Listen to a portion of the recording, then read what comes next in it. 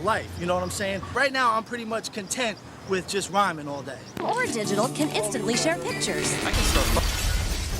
Hello. I am sorry, but I must interrupt this show. Lander, you know what it is. Hey, ham solo. It's time, baby. Low. Let's turn out we do. Hey. They said we said we hit. They said we said we on. They said we said we strong. They said we said we go. We say that you heard right. We say that you heard right. We say that you heard right. We say that you heard right. They said we said we in. They said we said we on. They said we said strong. They said we said go. We say that you heard right. We say that you heard right. We say that you heard right. We say that you Man, I swear that it's imminent. I've been going so hard on my penmanship. About to go in and buy me a whip. And I pull that shit fresh off the dealership. I can leave you in red like an Xbox. Got me laughing at you like you red fox. Got you chasing Hot Wheels like a matchbox. EA running the game and it don't stop. Super cold like I'm playing for Blizzard. Got you all in my sights like Red Dead Redemption. Never gonna slip on my pimpin'. Better get out my way, bitch, I'm on a mission. Really ain't no competition. I'm steady grilling opposition. I'm get up and ready to win. They can play it how they play, but fuck what you say. I'm getting this money today. Last of us like a dying breed. Down the ride like a noble steed. Fatality moves, I make you bleed. That's on any game, that's on any screen. Shut up and give me your money. They said we so lit. Even if I take an L, we coming back just to show that we don't quit. They said we said we hit. They said we said we on. They said we said we strong. They said we said go.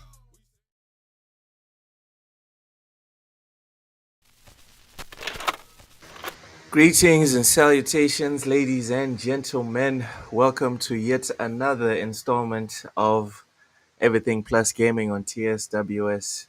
I'm Luke7, and joining me as always is Mr. Tai Talks. Tai, how are you and what you been playing? How's everyone doing? I've been playing the same as usual, Assassin's Creed Shadows. Like I'm gonna keep saying that for weeks. There's a chance that I can say maybe I'm playing South of Midnight one day. I haven't really decided to pull the trigger, and I probably won't, to be honest. But I do like the fact that the game is has some people showing some support, people are enjoying it, and we'll see what the numbers is. But ultimately, as long as everyone has a good experience with the game, that's all that matters. So, have you started South of Midnight or no?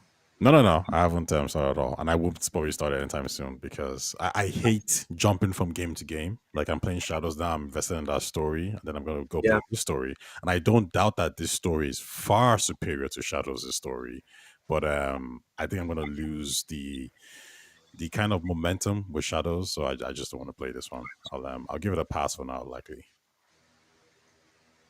I understand. I understand why you would say that.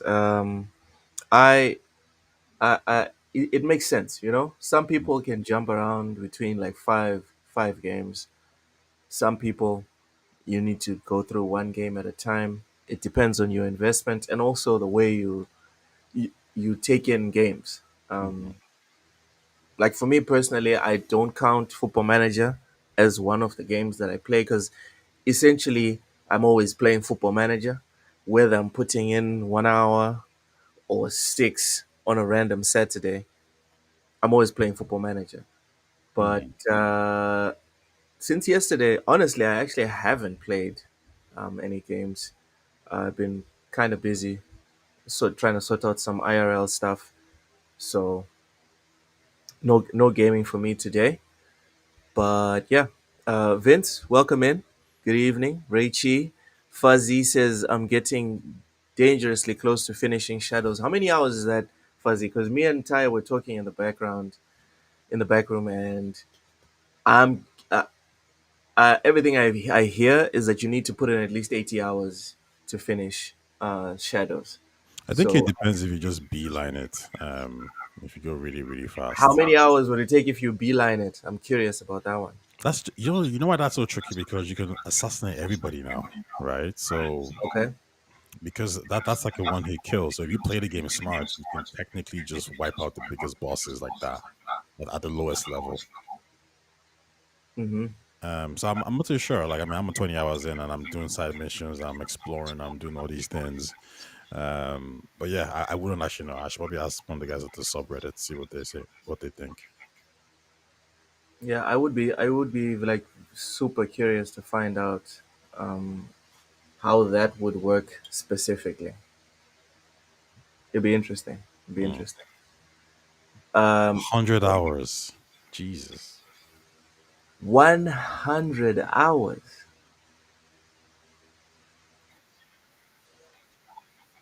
That's crazy.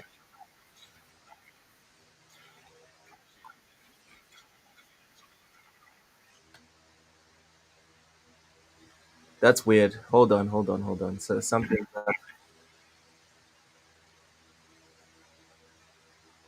up. Hold on. Let me see what's going on here.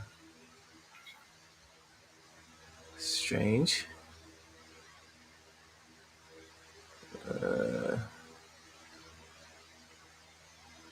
All right, you should be good to go. You should be good to go. Hey, firstly, I was asking, 100 hours in, what do you like about Shadows in comparison to the other RPG like games? And do you think Shadows is a better overall package than Odyssey and Origins and Valhalla?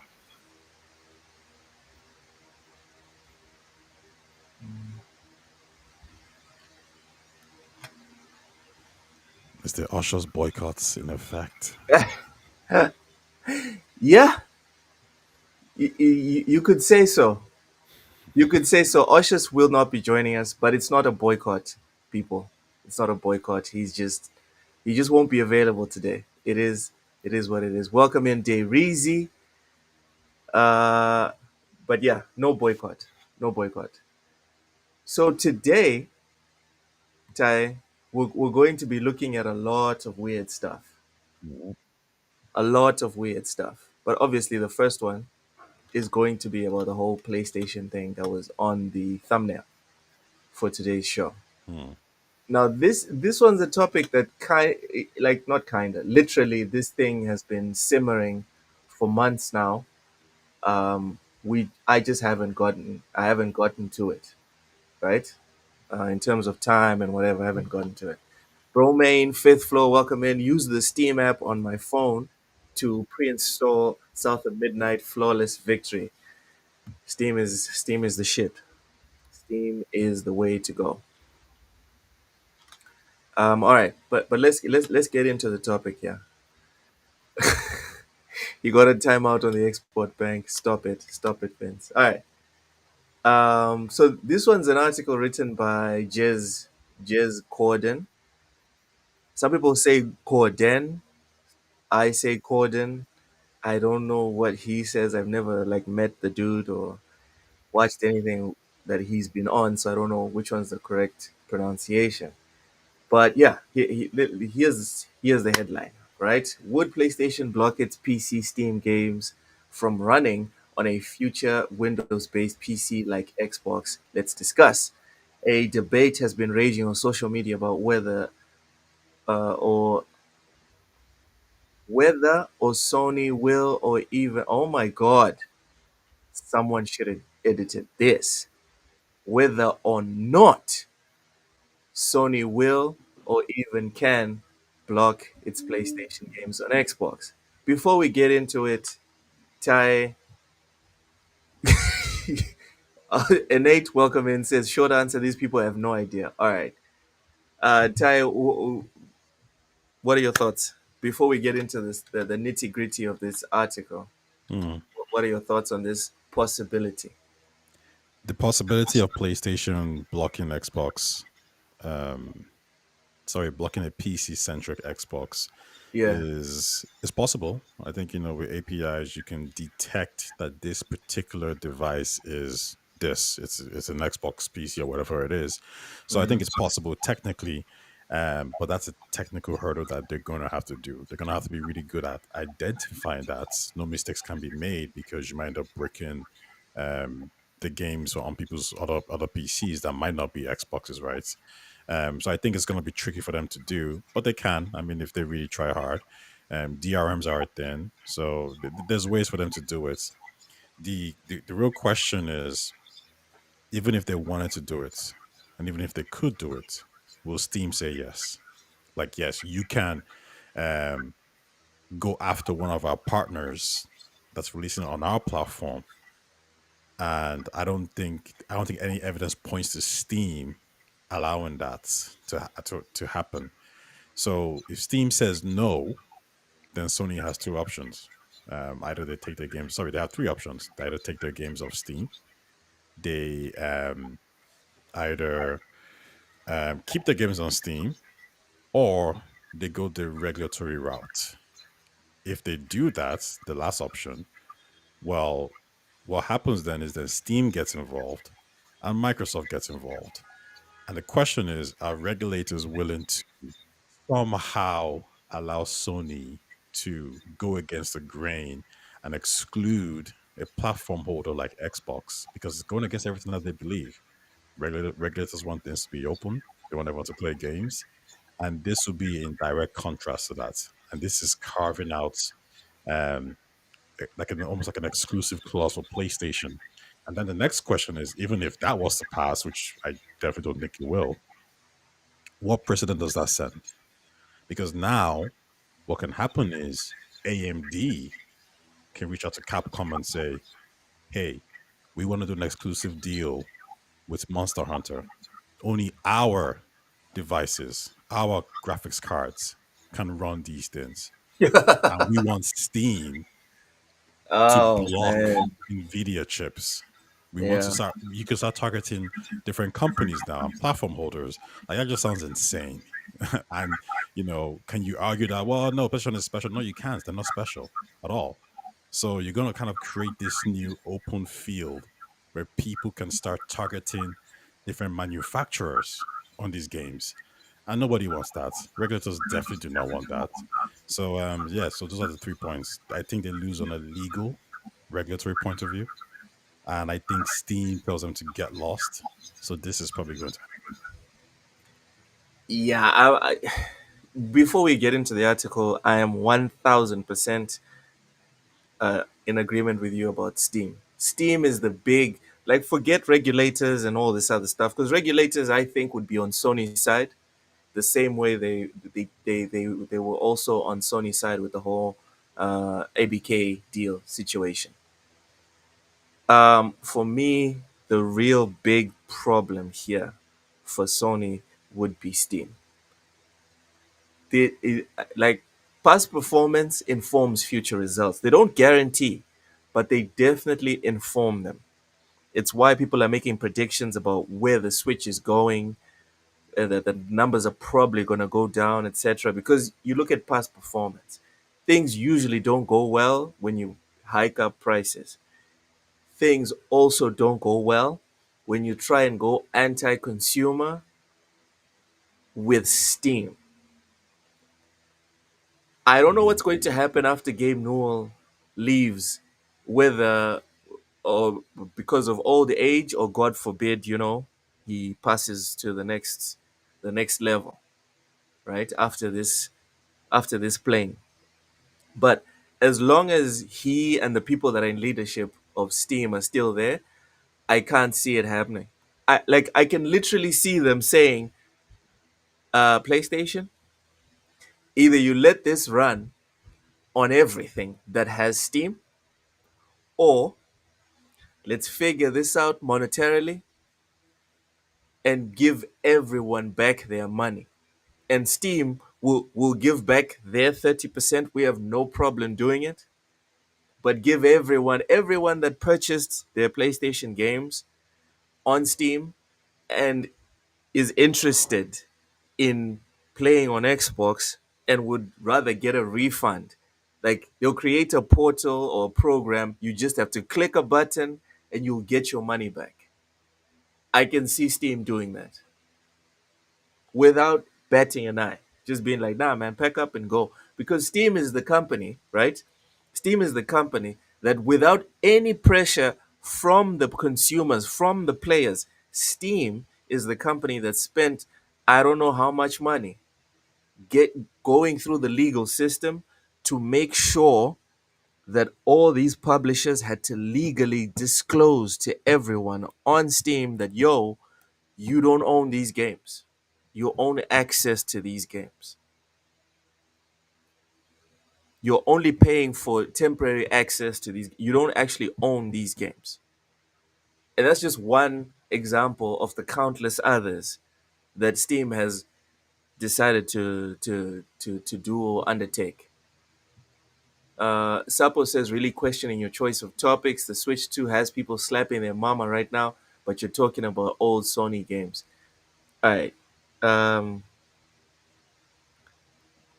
I haven't seen anything new in terms of news with the Switch 2, and I get it, right? The thing to do is to keep on beating a dead horse, but if there's no new news, I don't see the point of doing it. There's news that happened today. I don't think it's that Okay. big, but something did happen today. What I'll the response where they essentially said, if you don't want to do the whole internet online thing, you can do yeah, this. that's it. Come on, guys, that's a meme. That's a meme. That's not a topic. Fine, fine. Let's do it. Let's do it just for Sapo. Let's do it just for Sapo. Tai, what are your thoughts on Switch essentially saying what Don Matrix said when the Xbox One launched? Um, Personally, I don't think it's that big of a deal. I think these are facts he's saying. I think Doug clearly said it in a much more, elegant way, whereas Don Matrix in a little bit rude about it. To be honest, I think that the key thing here is with Don Matrix was, sorry, with the Xbox One was it was an online console, only online console, right? So them saying, "Well, we can, go buy a Xbox One, or sorry, you go buy Xbox 360." I think it was more of an insult. Like you're doing this thing where we have to be online, which we don't want to do, and you're telling us even if we can afford it, that we need to go and buy the old console. So I think that's a little bit crazy. Like I have some of the quotes here. He says, what Doug Bowser said is, we recognize that there are some people that may not be able to afford the Switches to price points. That's why we wanted to make the other Switch platforms available so people still have an opportunity to come into our gaming universe, be a part of these characters in these worlds, and see value, if you will, in whatever rung of the platform they come in. Um, there's no nice way to say these things, but I think they did a decent job, and I think they also reference how the Switches 2 has a lot of capabilities. It's powerful hardware, so they're trying to justify the price by giving you more value in the product itself. Um, I'm not I'm not fussed about this. So how about you? Again, bro, it's not news. It's a meme. Listen. For me personally, yes, we want to grow the channel. We want to have more people coming to watch and comment and subscribe, etc. But again, if it's just to beat a dead horse, I don't really see the point, man. Especially if it's not like newsworthy. For me, this is not newsworthy. It's really not. They ain't said nothing. It's funny to laugh at, but it's not newsworthy. Uh, Bashing Big N is not productive. Sapo, okay, finally, in the mix, says, I hate to be in the minority on this, but problem isn't with Sony or Steam. I seriously believe Phil wouldn't allow it personally. What? That's an angle. Now that's an angle, Sapo. Phil would be unhappy about having PlayStation games on Xbox? I Please. can I wouldn't say I agree with him. I think What? Microsoft as a whole, or Xbox, I think they're very passive. I think they're too nice. So I think because they don't want to hurt Sony's feelings, or they don't want to annoy Sony, that they might actually just, they themselves might just restrict it, or Oh, they're like, you know what, bro. Sony's going to complain. We don't want them to complain, so let's just not do it. I'm so glad Oshus is not here today. I'm so freaking glad. Oshus would gobble this up, start talking about cuck this and cuck that. Very true. Like, yo, can you imagine? Can you imagine, Ty, if Oshus was here?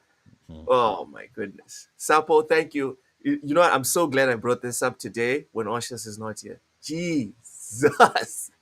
Like, I'm sorry, man. If this were true, if this is true, if this actually were to happen and we found out it didn't happen because Xbox were the ones feeling bad and they didn't want to offend PlayStation or piss them off or challenge them in any way.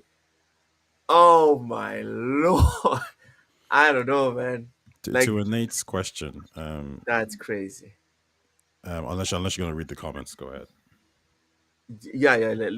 I'm going down, checking them. Okay. Nate says you can tell by these articles a lot of people don't know about Gabe's distaste for Microsoft BS, and that's the thing. When it comes to business, I feel like when it comes to business, as long as you're willing to strike a deal, anything's possible. So Gabe can have his distaste, but if Microsoft approaches him with a fair deal, what's he gonna say? And also, this is not a situation of Microsoft going to talk to Steam about putting their games on Steam. Microsoft's games are already on Steam. This is about Microsoft putting Steam on one of their devices, which is just an app. So I don't know. I don't see how that can be an issue because Steam runs on Windows as well. I don't see it. I don't see how Gabe's distaste. Like if Gabe had such a big distaste, maybe Steam wouldn't run on Windows. Sony does it and media defends them. Steam did not do that. It was a ruling from California. Okay, but what instigated that, Innate? What instigated that? I'm curious. Easy, thank you so much for the $2 super chat. Says Xbox said PlayStation either you get down or you lay down. Thanks for the super chat, Easy. Ty, thoughts on this one? PlayStation either you get down or you lay. I mean, Xbox said that when you know I haven't seen aggression from Xbox in a very long time. So All right. Yeah. Sapo says all I have to say is Alan Wake 2. Why triple A blockbuster game that didn't sell? Why it wasn't on Steam? Do you think these Sony games will survive without Steam? Yeah, yeah. I don't see it. I don't see it. Hey, Osha's in the comment section. All right, welcome, Oshas. Uh, I can literally block people's ability to sign into their computer if they're not within 10-mile radius of their house. People think that you can't block a specific set of hardware. Yeah, okay, you can do it, but does it make sense financially? That's the question. no, Good. I would even say it's not even about financially. It's will Steam do it? Like, will Steam allow a publisher on their platform to block games specifically based on who the manufacturer is? And the question is, can Capcom tell Steam we don't want our games running on Samsung laptops or Samsung devices? Or what Apple, like whatever device it is, like will Steam adhere to that and say, okay, yeah, sure, at what point is it weird when Monster Hunter can only work on whatever it is in NVIDIA graphics cards and AMD's is Yeah, knocked out? Like that's a weird Pandora's box you're going to open. yeah, it's a strange one. Like, how can I buy Ghost of Tsushima? I can play it on my PC, and then when I open Steam on my Xbox, I can see Ghost of Tsushima, but when I press A, it doesn't open. That's that is some weird stuff, man. I don't think people are gonna be okay with that. And then you see how many people are just upset with with the Switch. Like I think we are seeing a lot of people waking up to something that even I didn't think people would wake up to. Like I was one of the people that was like, nah, man, this thing's gonna sell as well as the Switch One, maybe even more. People are just pay pigs. They're going to pay. They don't care. But it's a lot of people that are reacting. A lot of people that are reacting. So I think another point to note for Innate is that apart from the example I gave about Capcom blocking this, is that when Steam finally, sorry, when PlayStation finally drops their PlayStation Portable handheld, are they going to block their games from working on the Steam Deck, the ROG Ally? and all these other games, all these other consoles, handheld consoles. And when Steam then releases the Steam Machine 2, which is rumored, that's a home console now. Does PlayStation tell Gabe, who runs Steam, that yeah, you can run our games on your own platform on your own devices? And does Gabe It, say yes to that? And if he says yes, if he says no to that, then why would you say no to Xbox? Like, I think there's so much regulatory mishaps here. There's so many problems that if Microsoft was to go to the CMA, FTC, any of these guys, this is a clear targeted attack, because you're not saying Samsung can do this. You're not saying this other manufacturer can do this. You're not saying Asus can do this. You're saying just you, Microsoft, on this device can't do this. And there needs to be a justification. And the justification can't be, well, we just don't like them. and there's something else there to be explored. If this again, this is a lot of ifs. I'm glad Oshas is not here once more because Oshas famously does not like talking about hypotheticals. Tai, if this is real and and PlayStation insists on blocking it, I guess Xbox is not so irrelevant as a lot of people like to make them out to be. No, they wouldn't.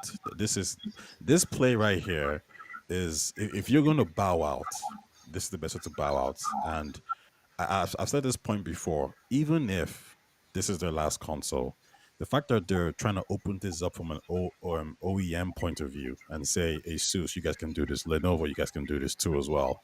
The fact that they're actually leading this charge means that at the end of the day, there will always be Xbox like consoles, and the ecosystem will survive. And if the ecosystem is telling you that, hey, you can play every single Your microphone is muffled. about now, Yeah, yeah, it's better. if they're saying that you're gonna make a device where you can play every single game, Okay, still muffled. what's going on? I think the internet's just bad. All right, there you go. There you go. There you If go. they're saying that you can play any game on our hardware, how's that not a win? Now you might say it's not a win for Xbox gamers, but it's a win for everybody. A console that can play every single video game via Steam, Epic, PlayStation, PlayStation via Steam and Xbox games. Like, that's a very relevant device. That's a device I will be purchasing. Yeah, because the Switch opened up the door to handheld gaming once more in terms of it being acceptable, and then the ROG Ally, the Steam Deck, were like, okay, what about handheld but powerful?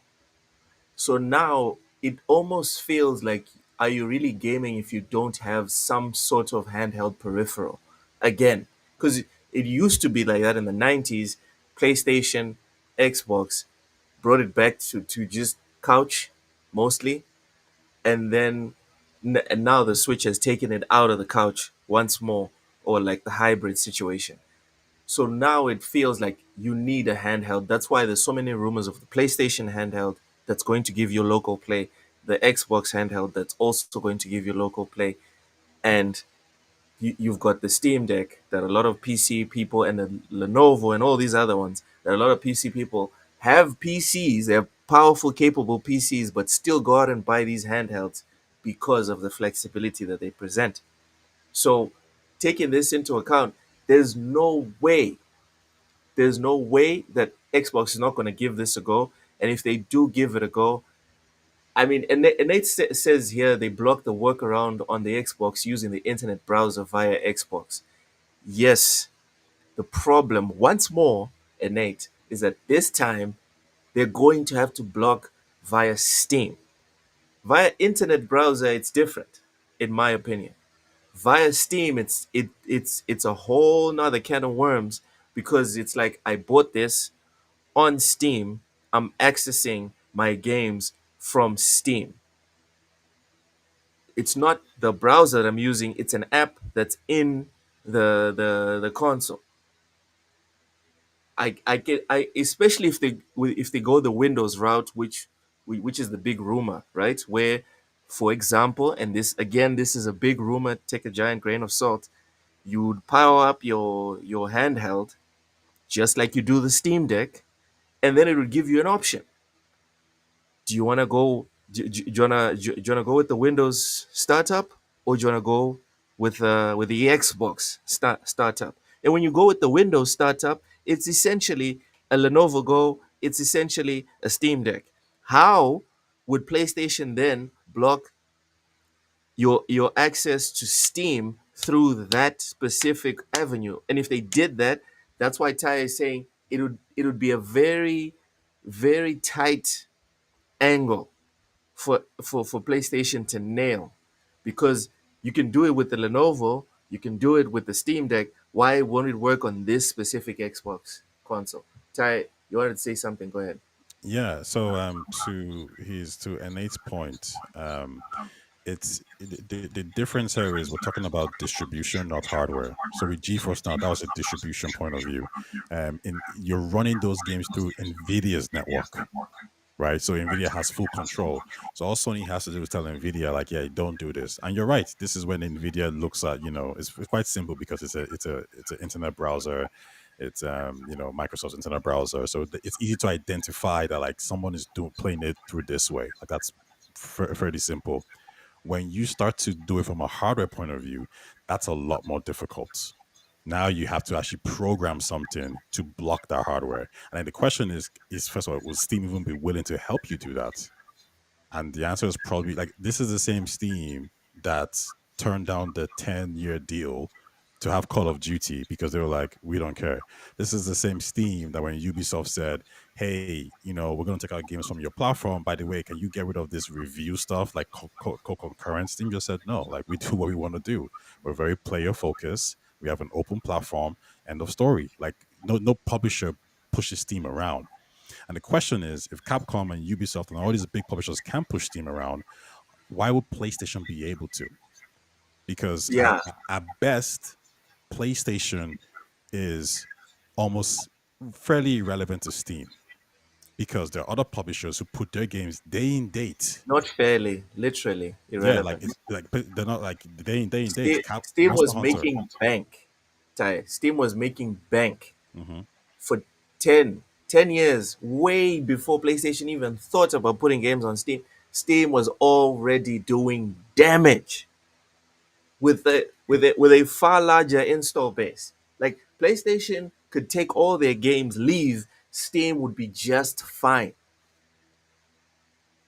So Exactly. Do so you yeah. remember even Phil Spencer? Sorry, in the FTC case, they said we took Call of Duty away and Steam still grew. Like they did, like they just grew. So It's at the this only point, part of gaming, it's the only part of gaming, Ty, that's still growing. yeah, I think they Every broke a every record other recently. section of gaming is plateaued or dropping. PC is the only one that continues to improve their numbers. Hmm.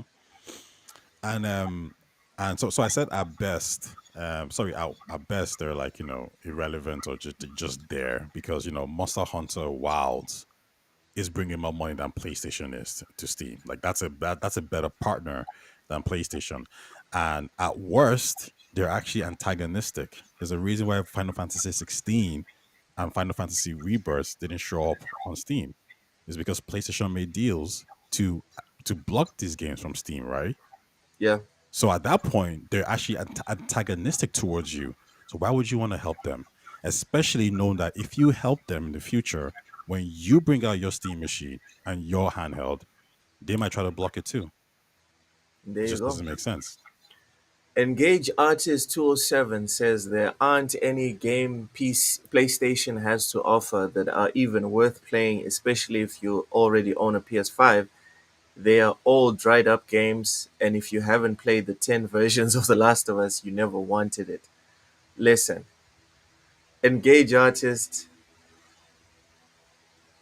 I mean, I have no retort to that. Ty, do you? What did this again? Essentially, Engage is saying that there's no real point. There's nothing fresh on PlayStation, so it doesn't matter whether they're on Steam or not. You can make that argument for now, and I think that's fine. But last year I know Stellar Blade is out and it's not coming out on Xbox, so that's a game people might want to cop. Final Fantasy 16 and I think remake are out on play on PC now. So that's a game. Those are games people want to play. How about even the shooting game again? Helldivers. Helldivers 2. That's a game people might want to play as well. And we know Ghost of Yota is coming out this year, and it's gonna end up on PC soon. Like, there's Probably. games. You can make an argument that there isn't many games now, but there will be games next year and the year after that. So I would say, I keep in mind this console won't come out until like what 2027, 2028. That's So what at that's that what people are projecting. yeah, so at that point, then you have a back catalog of PlayStation games that you can play on on the PC. Intergalactica, that's a game that's going to end up on PC eventually. I want to play it. Apparently, it's playable. Apparently, it's playable right now. That's good. And it says so. Then you have a PC because that's what you just described. Yes, innate. That's dude. That's the exact point. Everyone, dude. That is the entire point of the picture you see on the screen with PlayStation inside, right? Xbox and Steam saying we outside. That is the entire point. That is the entire point. Vince says, remember Nintendo always had a handheld next to their stationary. Yeah, yeah, they always did. And Nate, look, do you have a PC handheld? No, no, no, I don't. But it is an eventual purchase for me.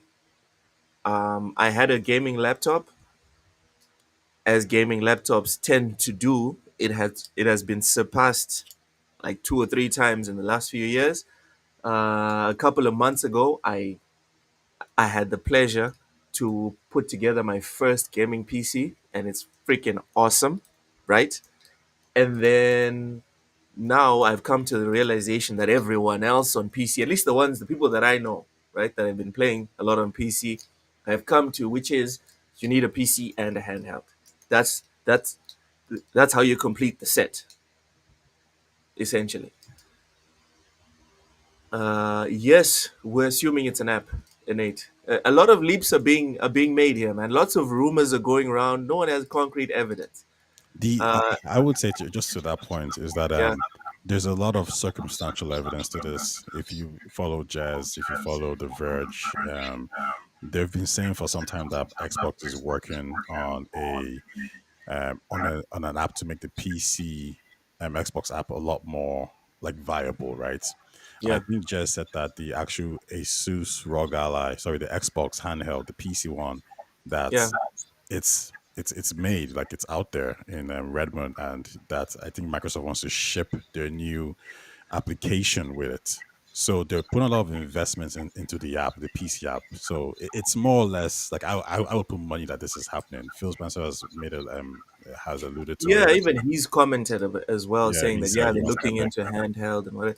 Guys, like at some point, Ty, people need to decide about who they listen to. When Jez says something that might be advantageous to Xbox, he's capping. When Jez says something that is actually bad for Xbox, oh my god, Windows Central said it, so it must be true. Do you know what I mean? Like for Mhm. me, I don't like this. I don't like the lack of consistency here. Pick a side, all right? Pick a lane, people. We need to pick a lane. Sapo says, I'm going to wait until Xbox branded ROG drops. I'm considering a Steam Deck. Exactly, exactly. Uh, I'm doing the same thing, Sapo. I'm going to wait until the branded ROG comes out. If it's not native, which is what most people are guessing, I'm not going to get it, right? And then the next two possible ones that I'm going to get, either the Steam Deck 2 or the actual Xbox handheld, if it's local. If it's not local, I'll just get the Steam Deck 2, keep it pushing. Uh, Wait, you can hear Taya through my speakers. God damn it. All right. It must be the echo. Must be the echo. Hold on. Let me turn on my headphones. Damn it.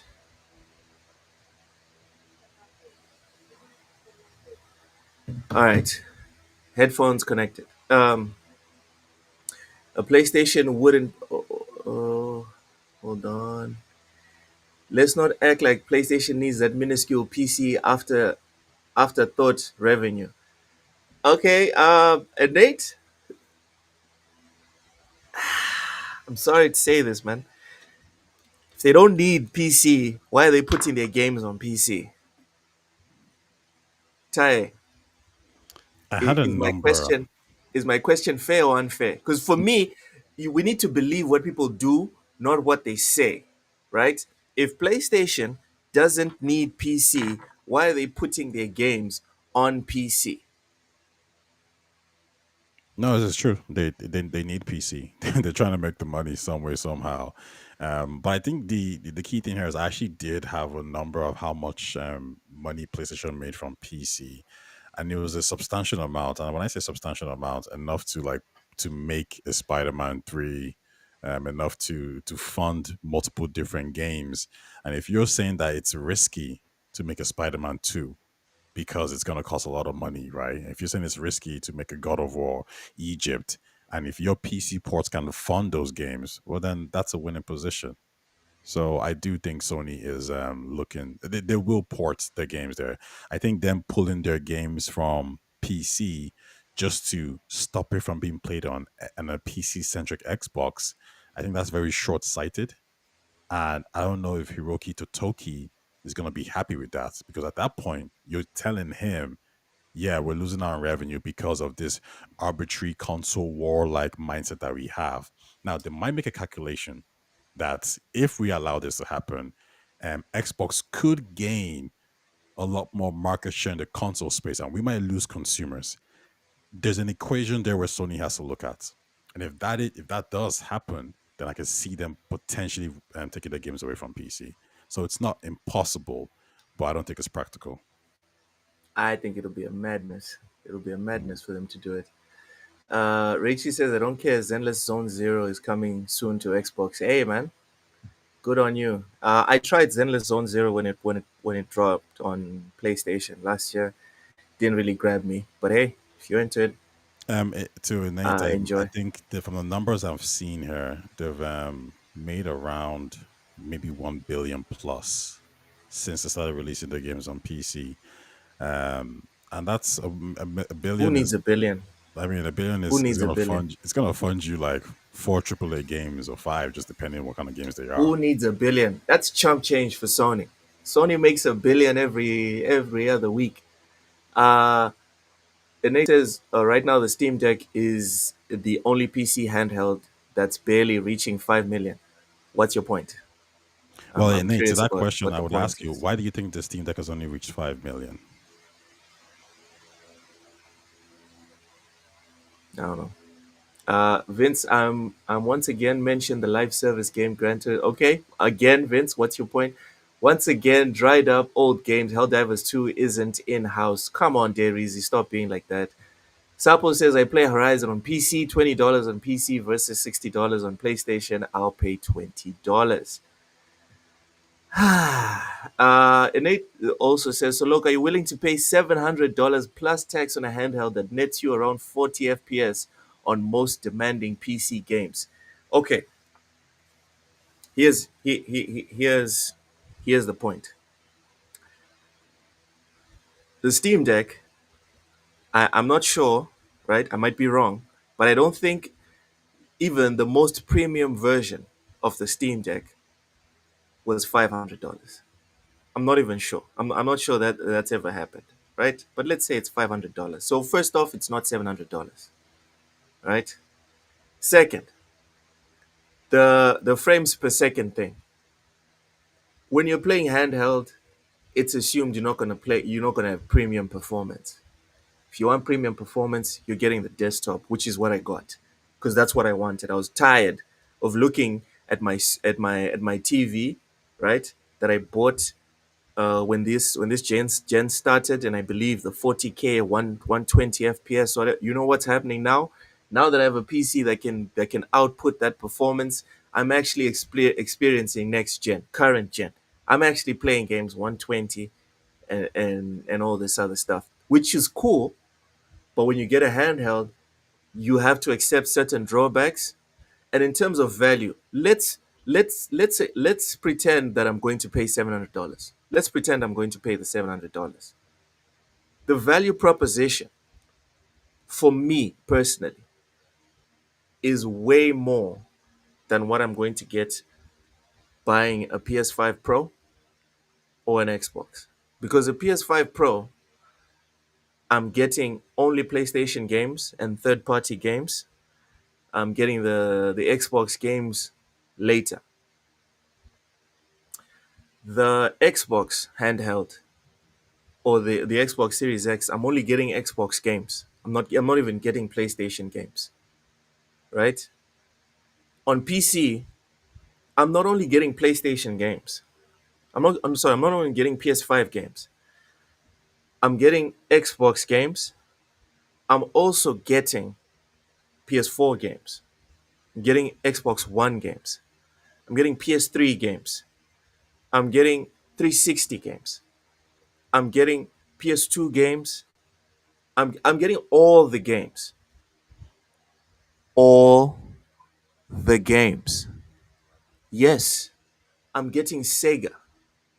I'm getting everything. Everything. Everything. I'm not putting money into platforms that are blocking me from accessing this and all and that. That's why I keep saying if I was not a content creator, I'd be officially done with all of these consoles. I'd be done. Like no more PlayStation, no more Xbox. I'd just be on PC if I was not a content creator. But I need to get these things. Why? So I can say, ooh, South of Midnight came out. If for some reason there's an Xbox game that's not going to be on PC, I can get it. If for some reason there's a PlayStation game that's not going to be on PC right out the gate and I want the game, I can get it, make a review, comment, etc. But if it was just for fun, guys, I'm out. I'm just PC. If it was just for me to enjoy myself and also get good value, I'm buying my $2,000 PC. I'm buying my $500 handheld or maybe $1,000 handheld, and I'm out because I get everything on there. The consoles, it feels like they want to compete in pricing with PC, but they're not offering me the same amount of value that the PC is offering. So I hope that answers your question, Nate. When you're saying I'm willing to spend the $700, it's very reductive to say, oh, you're willing to spend $700 on a handheld that just gives you 40 FPS. Gives me way more than just 40 FPS. Ty, am I bugging? No, because it's also the form factor, right? If you're a handheld gamer and you enjoy playing on handhelds, then that's going to be your console of choice. And keep in mind, because the screen is smaller, that you don't really need to be pushing 4K visuals on that small screen. Like that's just what it is. Like you can, you're good enough to kind of run it at a lower resolution. But keep in mind as well, from the article we read, it just says it's more powerful than the ROG Ally X, but also he was surprised at the price range, and he says the price range would be somewhere between 500 to 700. That could be Hmm. 550, that could be $600, 650. Like who knows, right? But we do know it's going to be it might be it could be the best value console handheld at that point, and we just don't know yet. And I wouldn't knock somebody for spending $600 on it, because I have friends who have the ROG Ally and the Steam Deck. They love it. They play it. I know guys who are dads who think, yeah, ever since I got this, I've been gaming way more than usual, because now I can game with the kids. I can game in the park. I can game on the bus or the train, etc., When you etc. travel, exactly. Some people have 1 hour commutes every single day. Guess what? Now you can play Elden Ring on the way. Some people travel. I travel. I can't carry this gigantic box with me to the hotel and wherever it is that I'm going. You know what would be nice? A Steam Deck. Steam Deck would be awesome. Be fucking fantastic. Because it really sucks when I travel and I don't have a handheld and I'm a gamer. So we can't sit here and say there's no value. And Nate says, so answer this. What is the benefit of a third party game sale via Steam to Xbox? And Ty, please feel free to call me out here if I'm capping, right? Innate, Mhm. that's not my problem. I don't care, bro. Oh, you know what you should be asking? What's the benefit to me of a Steam sale on Xbox, on an Xbox? Do you know what the benefit is for me? And this is why I'm telling you, anytime you give anyone the chance to sample PC, it's like the red pill, Ty. It's like Mhm. the red pill in the Matrix. Because PC opens your mind to, hey, would you like to just have everything? And then you're like, what do you mean everything? Yeah, would you just like to have everything? Like everything. Not this walled garden situation where we're stopping you from going left and right and you can only go forward on this path that we give you. No, no, no. Would you like to just have everything? PC are some of the most entitled people, and I'm starting to understand it. The benefit to me, I can only see the benefit to me, innate, if Microsoft does this. What whether they benefit from it or not, I don't care. That's a them problem. That's not a we problem. It's a them problem. All right. The benefit to me is that I've got a ton of achievements on Xbox. I don't have a ton of achievements on Steam. I'm currently transitioning. You know what? In fact, at the moment, I'll use a practical example. I'm playing through the entire WRC series on Steam. Shout out to Vincent Vega. Thank you so much for gifting me that, brother. I also have the entire WRC series on Xbox, between Xbox and PlayStation, right? I have the WRC series. It's divided up between the two. Right now, I'm replaying it on Steam because it's one of my favorite series. It's something that I love, right? If if Xbox finds a way to integrate Xbox and Steam, especially if they can figure out the achievement system, that would be fucking tops, right? Because I'm an achievement whore. I'm not even trying to pretend, right? If they can figure out a way to synergize those two and turn it into one, it's popping for me. For me, it's popping because now I don't have to rebuy all those games I've already bought on Xbox on Steam. And now it's just one interface and I win. I don't care where Steam benefits. I don't care where Xbox benefits. I want to know, where do I benefit?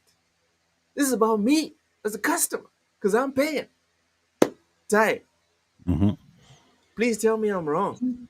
No, you're right. As a consumer, this is a win for you, and whatever reason Xbox is choosing to do If it this, happens, it's a if it win for me. happens, If yeah, if it happens, yeah. if it wins, in the same way how people might argue like a Game Pass isn't viable, etc., etc., etc., and that's a fair take, I suppose.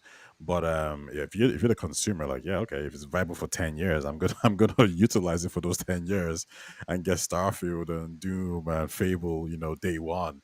So I think that's something that's important. To Yeah. the business side of things that Nate is alluding to, you're right. I think this will basically swallow up the Xbox ecosystem potentially, right? Depends how good people think Steam is. The same ways Xbox can. There's certain things Xbox can do to mitigate that. That's having like a Google like TV system where it just shows you the game, so you don't have to feel like you have to go to the Steam launcher to get games. I think Oh, that will sorry. help. Sorry to interrupt, Ty. By the way. Quick, very quick, very quick. Please don't lose your train of thought. I've noticed that a whole lot of games are looking like Steam prices on the Xbox store. Like console prices have never been this cheap, at least not in my region, until this started last year, sometime last year around the end of the year. I started noticing that the console prices started looking very similar, especially on the sales. They started looking very similar to what I was seeing on Steam. I just want to add that little tidbit there in terms of Steam swallowing up Xbox. Go ahead, Ty. Yeah. So So basically, yeah, you're right. It's gonna take away the Xbox user base, or even a Mm. large portion, or maybe small portion. And Xbox can do certain things to kind of mitigate that and keep consumers involved in their platform.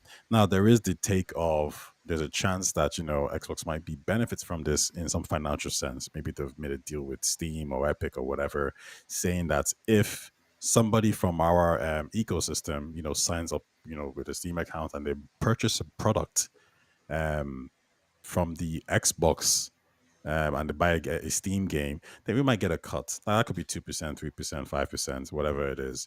That's a possibility. Is there any precedent for that? There are some things here and there where you can point to, but nothing in this direct, at least as direct as this. I remember Sony did do something with crossplay where they said like, okay, we'll do crossplay as long as our profit margins ain't being affected. So if this happens, we get X amount of money in return. That's not the same thing, but it's a similar kind of process. We'll do something, and if we lose players, we'll give you money. So you could say that Xbox kind of applies something similar to that. Now, what I will say is, at some point, it might not even matter because if Xbox wasn't doing this, would their console survive the Xbox Series X too? And the answer is probably not. They need something to differentiate themselves from PlayStation consoles, closed ecosystems, and this could just basically be the swan song. It could be them saying, "Hey, listen, you guys don't like us. You don't like the fact that like we're about now the console war space or whatever. So how about this? We'll make a platform where you're right, it's gonna eat up our ecosystem, but we don't plan to make consoles anymore. So that user base was always going to go somewhere else. It was either going to go to Yeah. PlayStation or it was going to go to Steam. And what we're trying to do here is make sure we can get some kind of cut and be relevant in some way, shape, or form. So even if we do bow out of the console space, well, we have Asus, we have Lenovo, we have Samsung, we have all these other guys making Xbox branded consoles, and that's a win for us. And if this, process plays out the way it should be, which is you're able to play PlayStation games via Steam, effectively our console branded devices becomes the main consoles in the household. Because at that point, why not? Why would you get something else? Why would you get a PlayStation? Especially when they're going multi-platform via PC and console. Innate, check your DMs on Twitter. Innate also says Hiroki is out now. By the way, he is no longer in the CEO position. So the reason why we have to think and listen to what Hiroki Totoki says, sure, he's not there. He doesn't know what's happening right now, but he knows a lot more than anyone outside of PlayStation. He knows what their last direction was before he left. That's a lot more than a whole lot of people. Because everyone else that knows more than him is under NDA and will not tell us anything that they're not approved to say. So that's why we need to listen to what. Sorry, not Hiroki. I thought you were talking about Shuhei. My bad, Innate. I thought you were talking about Shuhei. Uh, all right. Vince says a billion is just two Concord write-offs. Jesus, stop it, stop it. Fuzzy, welcome in. Brand power has a lot to do with it. Steam isn't known for selling hardware. Yeah, yeah, He's right. 100% right. I that's think that's true. a question people forget because I know Usher's posted this on Twitter at some point saying when Steam Machine comes in, it's gonna destroy everybody or whatever. It's gonna take over. And I thought that was very contradictory from him, and I told him that as well because the two Steam has two the Xbox's two biggest weaknesses. People would say is no exclusive games and marketing. So how is Steam Machine gonna come in with Steam doesn't market anything. Steam Deck doesn't get market. Steam is not known for marketing, so that's zero. I would even argue Xbox has better marketing than Steam, so that's number one. Number two, Steam has no exclusive games. Like they have PC like exclusive games, right? But they're not trying to get games like a God of War as an exclusive. They're not trying to get games like a Zelda as an exclusive. They're not trying to get games like a maybe even a Fable exclusive. So if Xbox isn't winning because they don't have any exclusive games, well, Steam doesn't really do that either. There's no exclusive game to their platforms. Well, there are, but they're not really games that console players will be looking forward to. So I think Steam isn't really going to dominate the home space. They will from a maybe a hardcore perspective, but from a casual perspective, like do casual fans know what Steam is? Not really.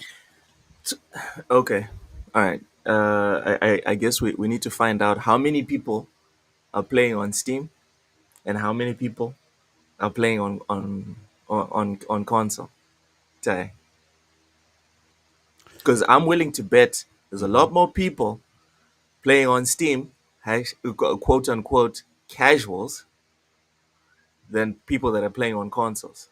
And yes, Fuzzy, you're right. The convenience of consoles is worth a lot. Problem, in my well, not problem, but the thing is, PC has gotten way more accessible than what it used to be. Way more accessible. Tai, uh, go ahead, and then we need to bring in Nate here. PC's gone way more accessible. So let me kind of backtrack and say I don't really mean casual from that point of view. I mean casual from a console sense. The reason why people like consoles, because they're very easy to set up and do. And if you were to ask me which brand is stronger in the household console markets, Xbox or Steam, well, it's obviously Xbox. It has to be Xbox.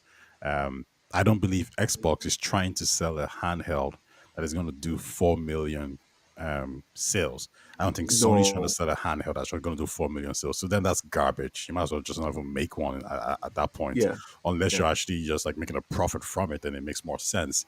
So I would actually just argue that the people who are buying the Steam decks are not your primarily handheld gamers. I think handheld gamers are looking at the Switch and they're looking at what the Xbox is going to do and what PlayStation is going to do. I don't think they're really checking for the Steam Deck like that. Also, just because Steam doesn't really advertise, Steam Deck is not advertised at all. And I think if you want to purchase it, you have to order it directly. I don't think you can even get it in the shops, at least in most places. Yeah, I think you have to buy it through Steam or something. Hmm. Ron Slasher says Dustborn is not on sale. Listen, we don't punch down on TSWS, Ron Slasher. We do not do that. And Nate, welcome in, brother. Hey, How what's are going you? on, man? And what have you been playing recently? Uh, yeah. Well, first of all, can you hear me? I want to make sure I'm coming through. Yes, clearly. Okay, cool. Uh, yeah. Right now, I'm playing Xenoblade Chronicles X Definitive Edition on the Nice. Switch. I'm also finishing up Suikoden 1 on the PS5. Um, All right. a- and then I just got the platinum just a couple days ago on Assassin's Creed Shadows, which was absolutely fire. Ty, Ty, this man spits on you, Ty. This man spits on you. Not only did he beat it, he platinumed that motherfucker. I can't even. I don't have time for that. I can't. Like Oh that my game is god. huge. And Nate was like, let me tie my hair back. You're talking about big. I can do this. All right. And Nah, nah, I'm Nate, not. I'm not gonna fault you. It's definitely a massive game. The best advice I could give anybody: follow the trophy guide, even if you're not going for the platinum, because there's a set of side quests that you do in order to get to the end, and then you could just cut out everything else if you want to, and that'll give you the core story without you having to go through the rest of the stuff. Because that's how I was able to do it. So okay, but just a I'm benefit. curious. Do you not have to replay it to get like Naoe's ending and then replay it with Nope. Yasuke? Nope, You they can. they are in tandem in everything, right? So in almost every mission, you could choose between the two who you want to play, and then there's a set of missions that are specific to his story, and a set for her. And unless you're playing one of those, you don't have to play. You're not forced to play either one of them. And then in the very end, it all comes down to them being together. So the ending is for both of them. So yeah, Oh, just one that's a playthrough. nice touch. It's a Yeah. nice. I honestly thought when I saw two protagonists, I was like, oh my god, that's 160 hours. No, thank you. Yeah, nah, No, nah. thank you. I think I got it.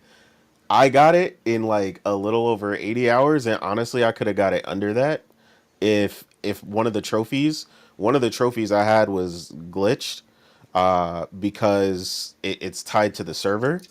So I Mm-hmm. had to actually speed run the beginning of the game to get a full set of legendary gear, which took me like probably a little over 3 or 4 hours to get that one trophy. So that added a decent amount of time on top. So I would have got it under 80 hours, easy. All right.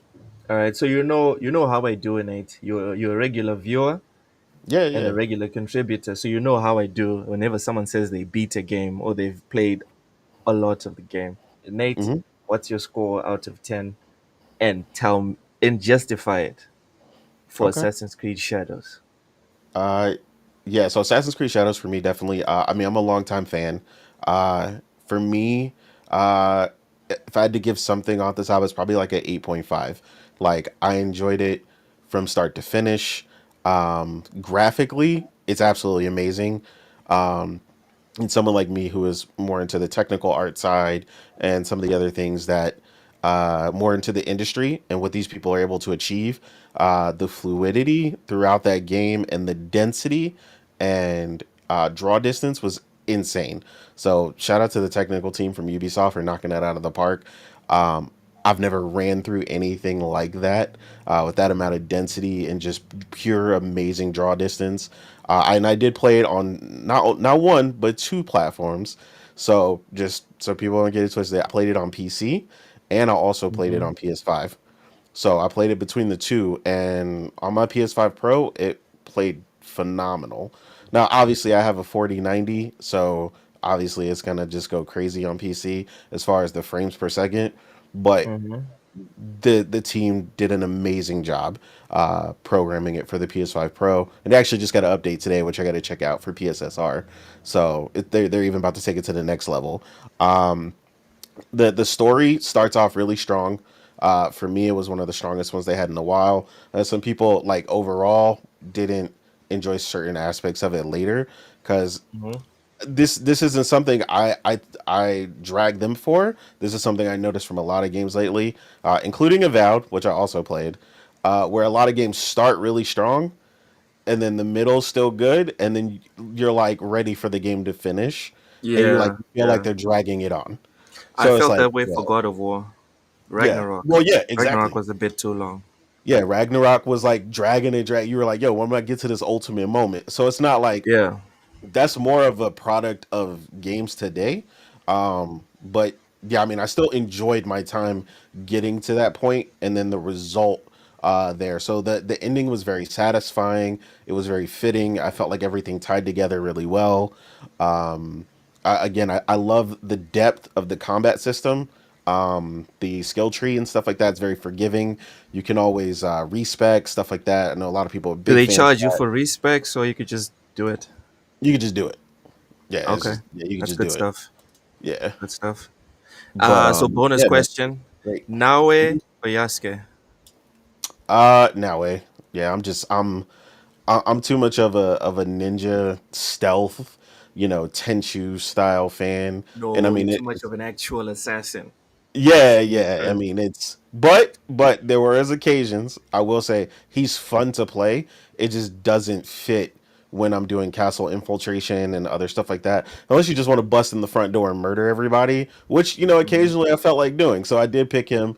Sometimes bust down the front door and just tell everybody to come get it. So it was Yeah. a fun alternative, but yeah, that's not how I play Assassin's Creed. So yeah, but overall, man, I really enjoyed my time with it.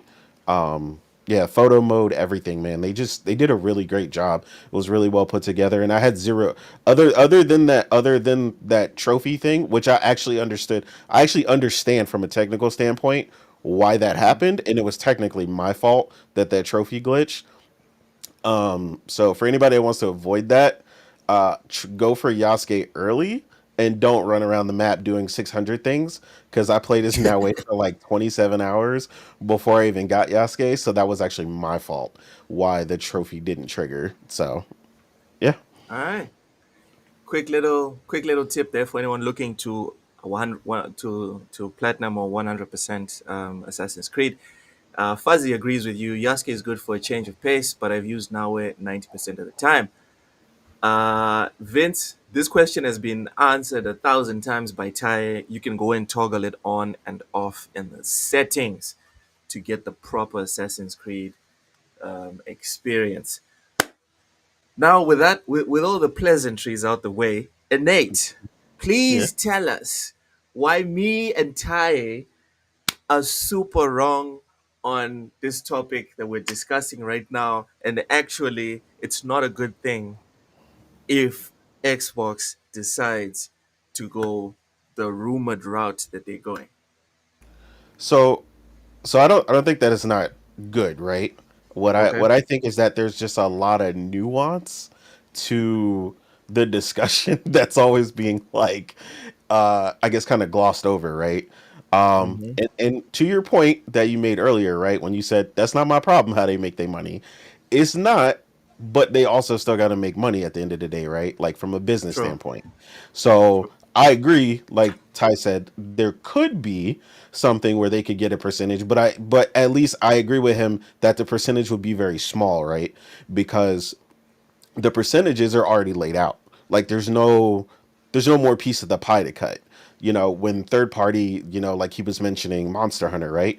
Well, Capcom takes 70% of that, Team Steam takes 30%.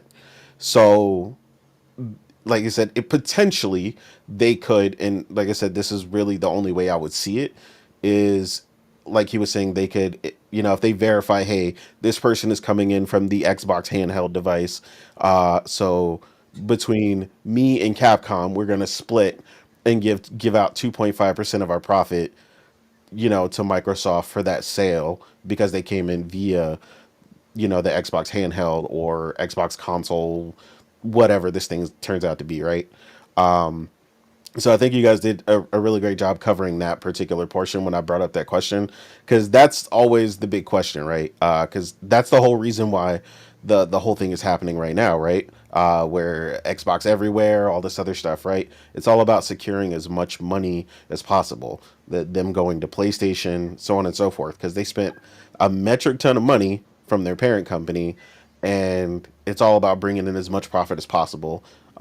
Which again, you can see listening to as they jokingly call her Amy the Hood in a lot of their what is it their I want to their executive calls where they talk about this Yeah. stuff I and just about want to add what something. is being I made. just want to Yeah, add go ahead. something real quick, Nate. It's not just that they spent money; it's that console gaming has plateaued. So even if they hadn't spent any money on AK and all these other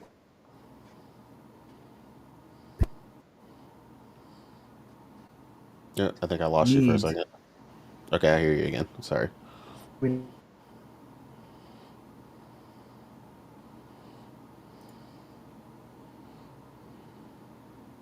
growth, they've all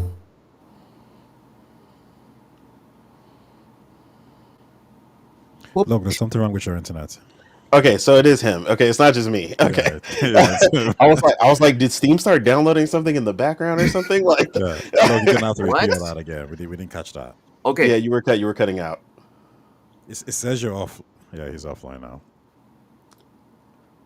Is Yeah, it, he needs to sign back in. His thing has kicked him out. gotcha. His internet. Okay. But yeah, to like to the profit part of it. okay, can you hear me now? Yeah, we can. Yeah, yeah. Oh my god.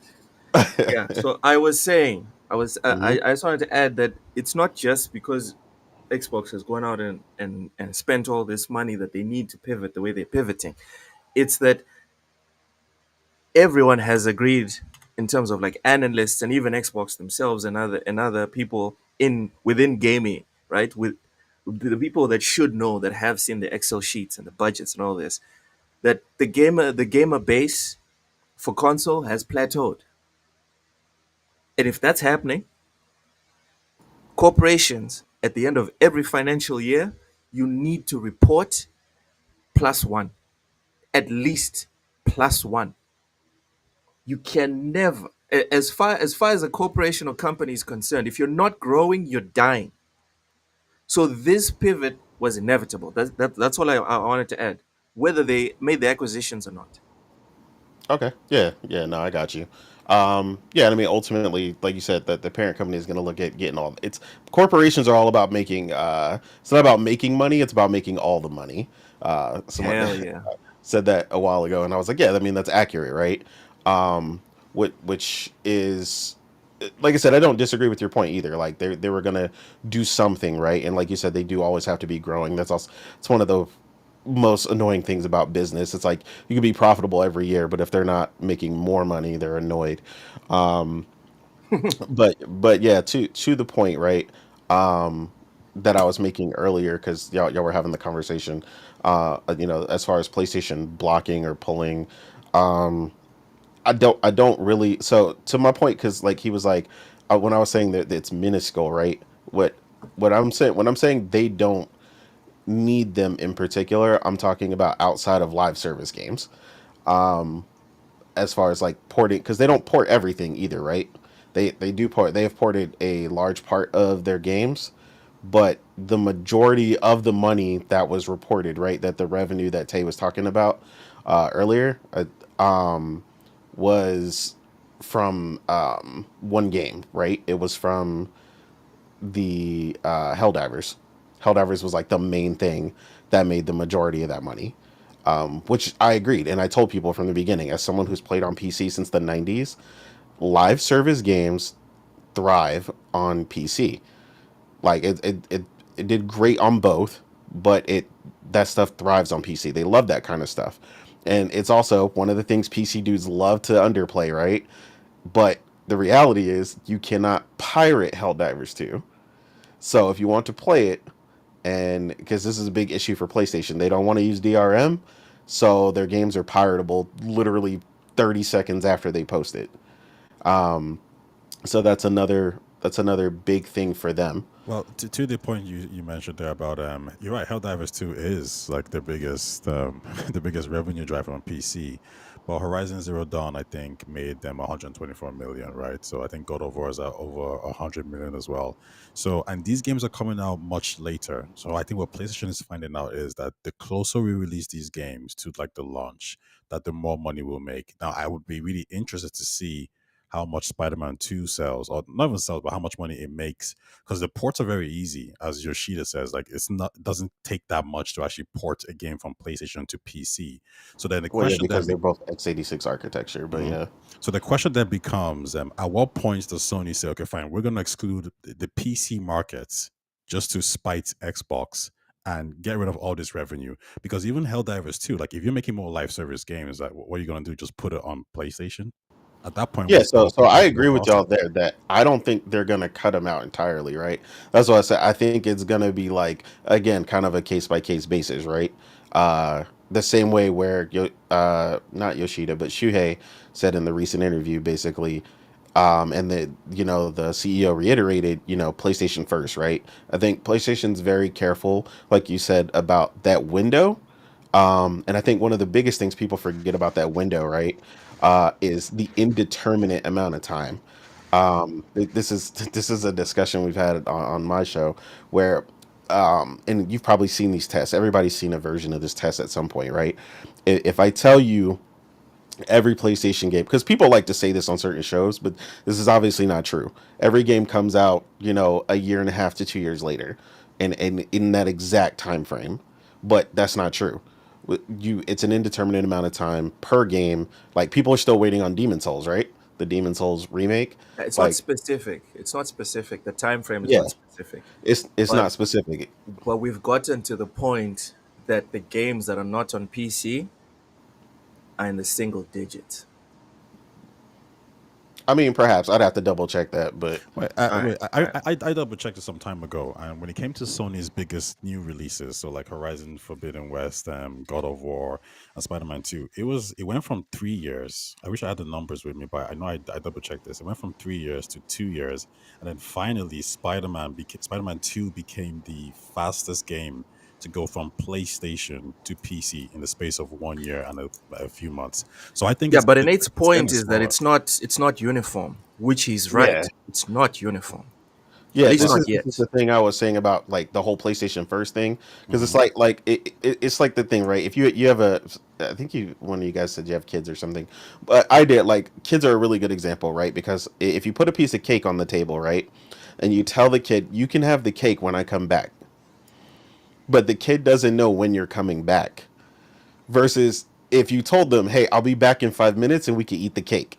The kid's great. 5 minutes, I'm gonna tear this cake apart. My favorite A cake. cake analogy. I mean, but I'm saying, but the point, because people like to eat, right? But the point is the time. The time is the thing, right? If you don't tell them when you're coming back, and that's maybe the time that you normally go away for a week or something, on your business trip, the kid's like, okay, did you mean you were leaving for the day, for the week, for the month? Like what? Like when are you coming Okay, back? let's complete the analogy. You put a cheesecake on the Hmm. table, and you told them, "Don't eat this cheesecake until I come Yeah, back." until I come back. But you didn't give a time. Yeah, but there's 50 other cakes on the table that they can eat. Like I'm just completing your analogy. We can't sit here and pretend, right? When Death Stranding comes out, Death Stranding 2 when it comes out, we can't sit here and pretend nothing came out this year that's on that level or above it according to specific individual tastes. That I'm just completing your analogy because So I so just then I so don't then think you it don't makes want it sense to bad. pretend like it's the only one. So then you You know don't want what? it bad enough. So and for those people, they could wait, right? They could wait on that Exactly. specific cake. Yeah. But I'm not. And I know you as Facts. a fan, when it comes to Metal Gear, you not Man, waiting. You see what I'm saying? man. No, And as that soon as is the that announcement is is what going to PlayStation Steam, knows. that's the lucky thing, dude. The Metal Gear collection that's coming out, Delta, the Yeah. remake that's coming out, it's day one on Steam. If it was not day one on Steam, Hmm. I'd have pre-ordered it a long time ago on PlayStation. I would have done it. See? Now that right there is the key to PlayStation strategy that they need to maintain. So even going forward with this device or whatever this device does from Xbox, right? As long as they maintain this, the illusion of time between this or and the few games that haven't gone over, right? There's always going to be this uncertainty, and as the people like us that are doing gaming podcasts that are in the know, that's the questions we're going to ask, right? Like and it comes to your kids, same thing. My nieces and nephews, they don't ask me later, is it coming to PC or whatever. My nephew said, Spider-Man 2's coming out, can I get the deluxe edition? That's his only question. So he got it on his PS5, even though, Oh funny yeah, yeah, enough, he wants a PC now, by the way, right? So this is something, as someone who's in both ecosystems heavily, and I've gamed on PC, like I said, longer than most people. They said since the early 90s, I've been on PC and consoles the entire time. So the crossover between the two becomes really evident to me. And PC has benefited heavily from like streaming and so on and so forth, right? A lot of people want to yeah. stream, like you're doing it right now, right? Your new Yep. PC has helped you stop cutting out or doing other things or all Yeah. these issues. So PC has a bunch of other benefits, and they see that too. I built one for my niece recently. So I think the crossover is another factor, right? That PlayStation is very aware of.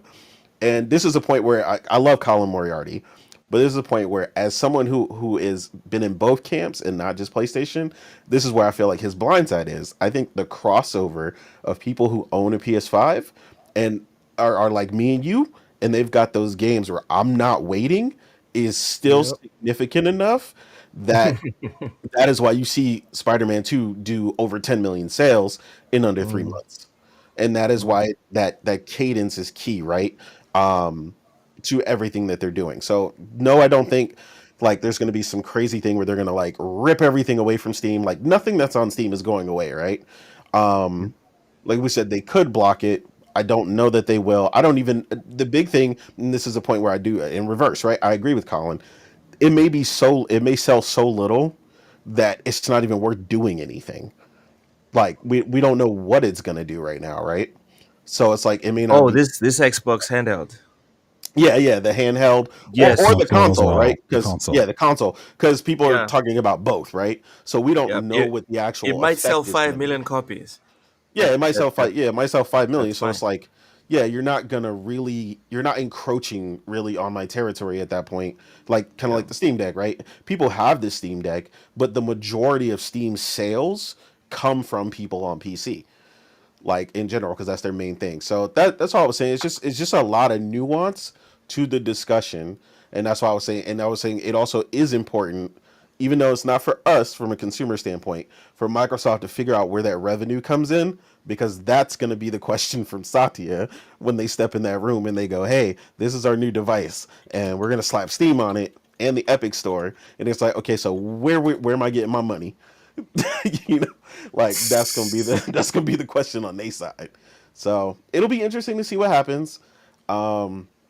I still think the iteration that leaked that everybody was freaking out over, and Microsoft definitely did it on purpose, right? They were like, "Oh, somebody accidentally posted this picture, this really specific picture to Uh Microsoft's, huh.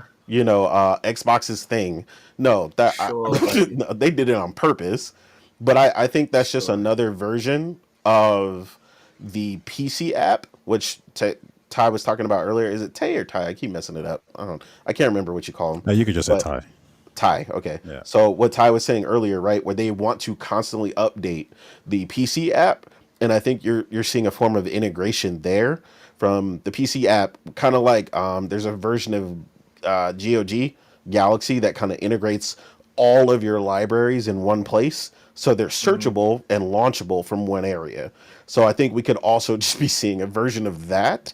So that's why I'm like you said, I get it, it is pie in the sky. It is, speculation. Yeah. But yeah, that's why I think that we might see that first, and it might not be the Steam thing everybody thinks just yet. Mainly just because at the end of the day, Xbox is a business, and they definitely got to focus on making that bread still. So we'll see what happens. All right. I don't know if Right. we're underestimating how many people are willing to wait. If a game is a timed exclusive for 1 year, I do get the hardcore are going to want to Nah, purchase it, man. to be honest. Nah, But man. like for me now, I was close to buying a PlayStation just to get Final Fantasy, but Hmm. there was this hope that's going to come out on these other platforms. I was waiting. I was listening to Jazz. This Like, come on, guy. man! Like, give me the details. And I do think there's something to be said for like the casual guys who are willing to like actually wait, or even the guys who play these games on sales. Yeah, If Spider-Man 2 or 3 or Wolverine comes out on PlayStation, it's a 1 year exclusive to that ecosystem. I think just even based on the fact that like you're thinking about inflation and prices of these consoles, the hardcore will get a PS5 Pro just to get that game, but I will not. I think there's a large portion of people like me that are saying, "Oh, you're telling me it's 1 year exclusive," and if there's some kind of confirmation there, then I think we're actually willing to wait. I think a lot of but people are going to see, be willing to wait. what you just said was the key to my analogy, though, right? Yeah, Because they ain't confirming. it's 1 year, and that's why I said PlayStation has been very careful so far to never give exact time frames for anything. Yeah. Yeah. So, and that's key. Like, it doesn't seem like it. A lot of I've heard nobody bring it up on another show that how key the timing is, because and it's key because, like I said, what you just said in your description is what happens on a lot of shows I see where they're like, "Oh man, the all PlayStation games are coming out in under 2 years. It's guaranteed now. Get ready. Day and date's on the way." I hear that constantly, and it's like Even but then, Nate, it's how not. many people are willing to wait 2 years? I'm not willing to wait 2 years for Death Yeah, I'm Stranding not. too. I'm not waiting. I'm not waiting. Like, but Like the big the reason I tell people is I'm maximum. like, we are not promised tomorrow, and I'm not waiting for some fire to play. And that's the same thing that happens with Nintendo stuff, right? I'll wait Like, 6 months. yeah, I'm willing to wait 6 months for Death Stranding too. If we get a concrete announcement that yeah, within I six think months it's I think going to PC, I'll now I wait. think Tay would be or Ty, sorry, Ty would be on point there if everything was in 6 months. Like you said, 6 months is nothing for most of these gamers, especially if they're PC centric already. Like they have no problem. They have no problem waiting. Wait, yeah, But 6 months will yeah, fly but by. that is where, like I said, it would be PlayStation would therefore removing the illusion of the time that it might take. versus, and now you're messing with your sales, right? Like I'm telling you right now, one of the first things I did for the Nintendo Direct event was check how many of those games were third party and coming somewhere else, so I don't have to Yep. play them on a Nintendo Switch Yep. immediately. A quick point to what you guys were saying there. Like, yeah, you're right. They've kept it vague, but I think their history says a lot more. Horizon Forbidden West took 2 years and 1 month. That was a time difference between between PlayStation and PC. So 2 years, 1 month. Then the next Hmm. biggest game, Ragnarok, that was 1 year, 10 months. And then their Hmm. biggest game, their biggest recognizable IP is Spider Man, and that was 1 year, 3 months. When you see them have their AAA blockbuster games and they keep reducing that time frame by 1 year every single time, and I'm not saying the next game is going to be, How long did Final Fantasy 16 take? well, that's a Square Enix issue though. I don't think that's a Sony one per se. Or I should say this year, the fact that maybe Square is looking at Sony thinking you gatekeep our games from Xbox and PC for like 3-4 years, but then you're putting your established IPs on PC. So I think it says that like multi-platform is your approach. Now the next question is going to be a game like Death Stranding or even a game like Wolverine or Yote. How long is that game going to take? Are we thinking 2 years, 3 years, 4 years, or if it's within that 1 year frame? And I'm thinking that's your biggest IP again, Ghost of Yote that everyone's looking forward to. If that game comes out within 1 year, 1 year, 2 or 3 months, then I think we can probably say from a standard point of view that PlayStation AAA blockbuster games will be 1 year on PC. And if a consumer knows that based on all that history, then why not wait? Okay. First off, Ty, What's up? I think a lot less people are paying attention to these little gaps. That I think you're overestimating how many people are paying attention to how many years it's taking. I'm not Hmm. saying it's not happening, but I do think the vast majority, the casuals, I don't think they're sitting there thinking, "Ooh, the transition to PC is getting shorter and shorter." I don't think that's what's happening. But but on the other hand, Nate, I have to put you on Hmm. the spot here because Yeah, what's happening? you're playing the PlayStation Defender in this situation. Hmm. Taya did bring up a very good point. If past performance informs future results, the release windows keep or the transition windows keep getting shorter and shorter. Is it not fair to assume that they're going to continue to get shorter, or like the worst case scenario, maintain the 1 year and what was it, 3 months 1 year and Yeah, three time three for months. months. Spider-Man? Yeah, maintain the 1 year and 3 months. So Is this assumption not fair? Because we use it for everything. We extrapolate. The rule of statistics is once you have at least 3 points of data, you can extrapolate. yeah. Ty literally brought up the minimum viable like rule for statistics. And is it not fair for us to extrapolate and say, yeah, the window is going to get shorter or it's going to maintain just 1 year and three months? So to his point, if Ghost of Yote and Wolverine maintain that 1 year and 3 month to the date, then yeah, I 100% agree that they've changed that, and they're starting to give you some semblance of consistency. But currently, I don't think we have enough data to state that that's specifically, because obviously there are other games that haven't been ported yet that don't fit that, right? Like I said, we still have launch titles from PlayStation that haven't been ported. We don't know the reason, but they are still PlayStation first party titles. I can They were probably developed speculate first as to one of party. those reasons. I think Oh, it's of a course we can. yeah, it's a question of what's profitable, and I think when you look at God of War and the big major games, that makes sense to them. They don't know too well if a maybe an Uncharted game is going to do well or a Ratchet and Clank game, even though those games did get ported. But they know a Yeah, Horizon Forbidden West is going to do well, so port that over. They know God of War is going to do well, port that over. They know Spider Man is going to do well, port that over. They know Ghost of Yote is going to do well, probably makes sense to port that over. And they know probably Death Stranding is going to probably do well enough. In fact, I'm actually quite surprised that Death Stranding isn't going to be a double release. And listen, it could even be 6 months. and I'm pretty sure and you know how Kojima's a lot of pushing that. people speculated that, right? Hmm.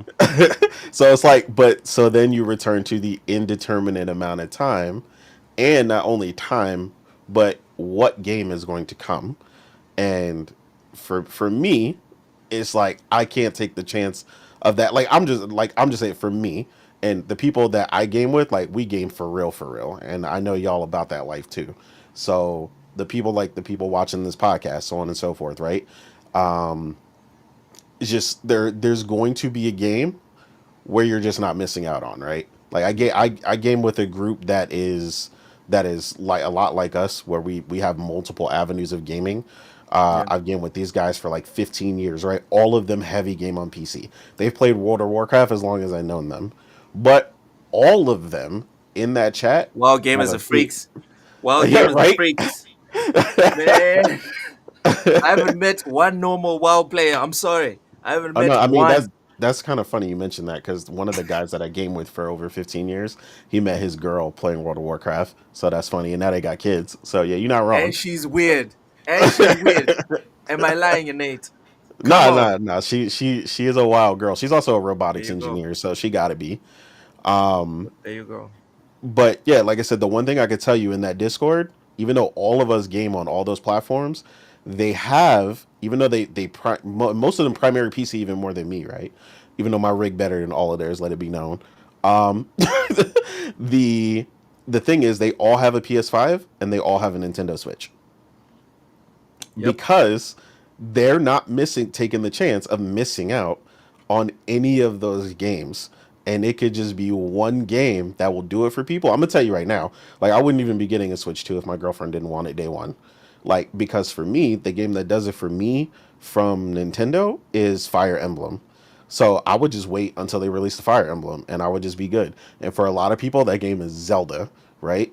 Or so on and so forth. So that's why I say it's important to keep that air of mystery about what's coming and stuff. The You know moment which game PlayStation triggered shows me their getting the hand, it's a PS5? wrap. You know which What's game that? triggered me getting the PS5? Actually, I didn't get it. The wife got it. But Hmm. she got it because I kept talking about Sifu. Ah, okay, okay. Yeah, because I had a PS4 collecting dust. Hmm. I had a Series X because I had to get it. I had to get the Series X because of Game Pass and whatever. I was like, yo, dude, I'm jumping on Yeah. this. The PS4 is still, it's still it's still fine. But Hmm. then Sifu was announced, and I lost my mind with those trailers. My phone, the wallpaper was Sifu. My brothers, I'm serious. My brother, I'd shown my brothers the trailer 50 times. Hmm. When I was in podcasting, I'd randomly just start talking about seafood to the wife, and she was like, "Would you shut the fuck up about the kung fu game that takes you back to when you were a kid and you used to imagine yourself being Bruce Lee and Jackie Chan? Would you please shut the fuck up about that?" I'm like, "No, but it's coming out on PS5, and I don't have a PS5, only have a PS4. Ah, Yeah. fuck, it's gonna I want to miss out." You're like, I need And then it. and I randomly rocked up at the house one day and I saw the box. I swear I ran. She was in the kitchen. She left it on Hmm. my table, right? My gaming table. I saw the box.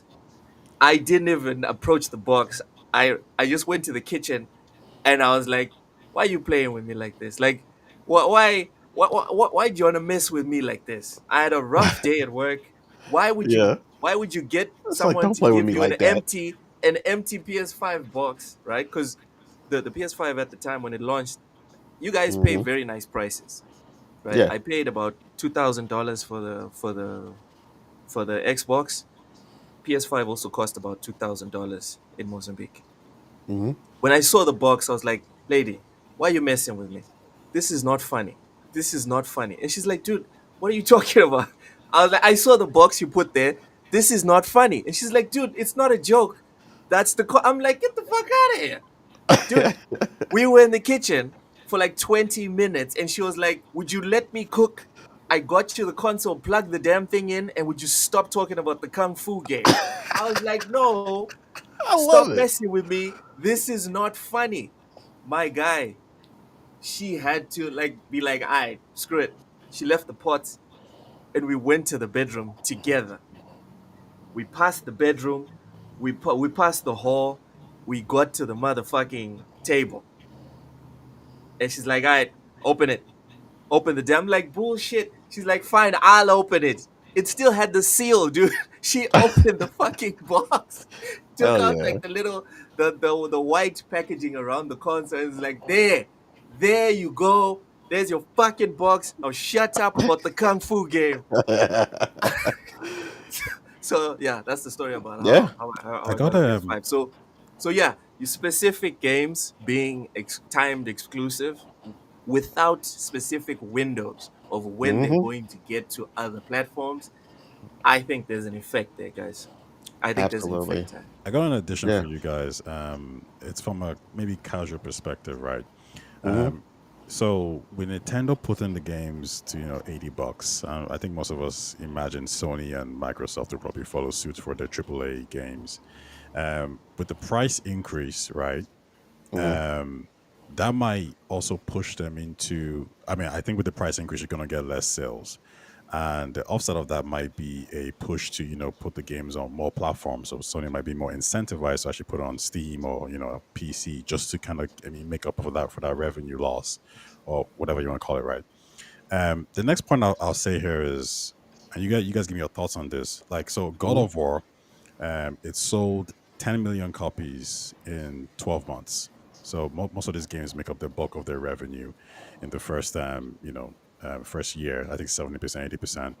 But games like these kind of AAA blockbuster games, like a little bit more everlasting, like a Mario Kart or whatever, God of War, Spider Man, they will keep selling.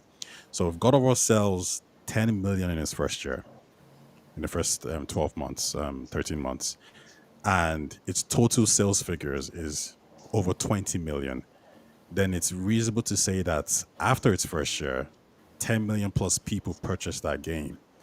And the point is, are those 10 million people willing to wait? Well, they did wait. So then, if your game then is arriving on PC or on a Xbox hybrid console, then that's probably where they might pick it up. Because at least it's saying that there's 10 million people out there who aren't getting it day one. Do you get what I'm trying to say? Oh yeah, Yeah. I Yeah. I, I I get feel that. like if God of War, in your example, what you just gave, to my guess would be if God of War Ragnarok launches day one on PC, easily, easily over 30 million sales in the first year, easily. That's Because high number. if in 2 years it's like early 20 million day one, what do you think is going to happen? Because a lot of people just are interested in the story, but the hype, a lot of people get carried along with the hype of like, oh my god, God of War day one, let's go. Elden Ring enjoyed a lot of that hype, and a Hmm. lot of other games that get the day one on every platform enjoy that hype. When PlayStation does not put their games day one on PC, yes, it increases like the attention on the PlayStation console, but again, the argument, right? The fact is the the amount of users on they're prioritizing a user base that is stagnant over a user base that is only increasing in numbers. From what we know about companies, they want to increase. They're not looking at just maintaining what's there. The only people that want to maintain what's there is YouTubers, guys.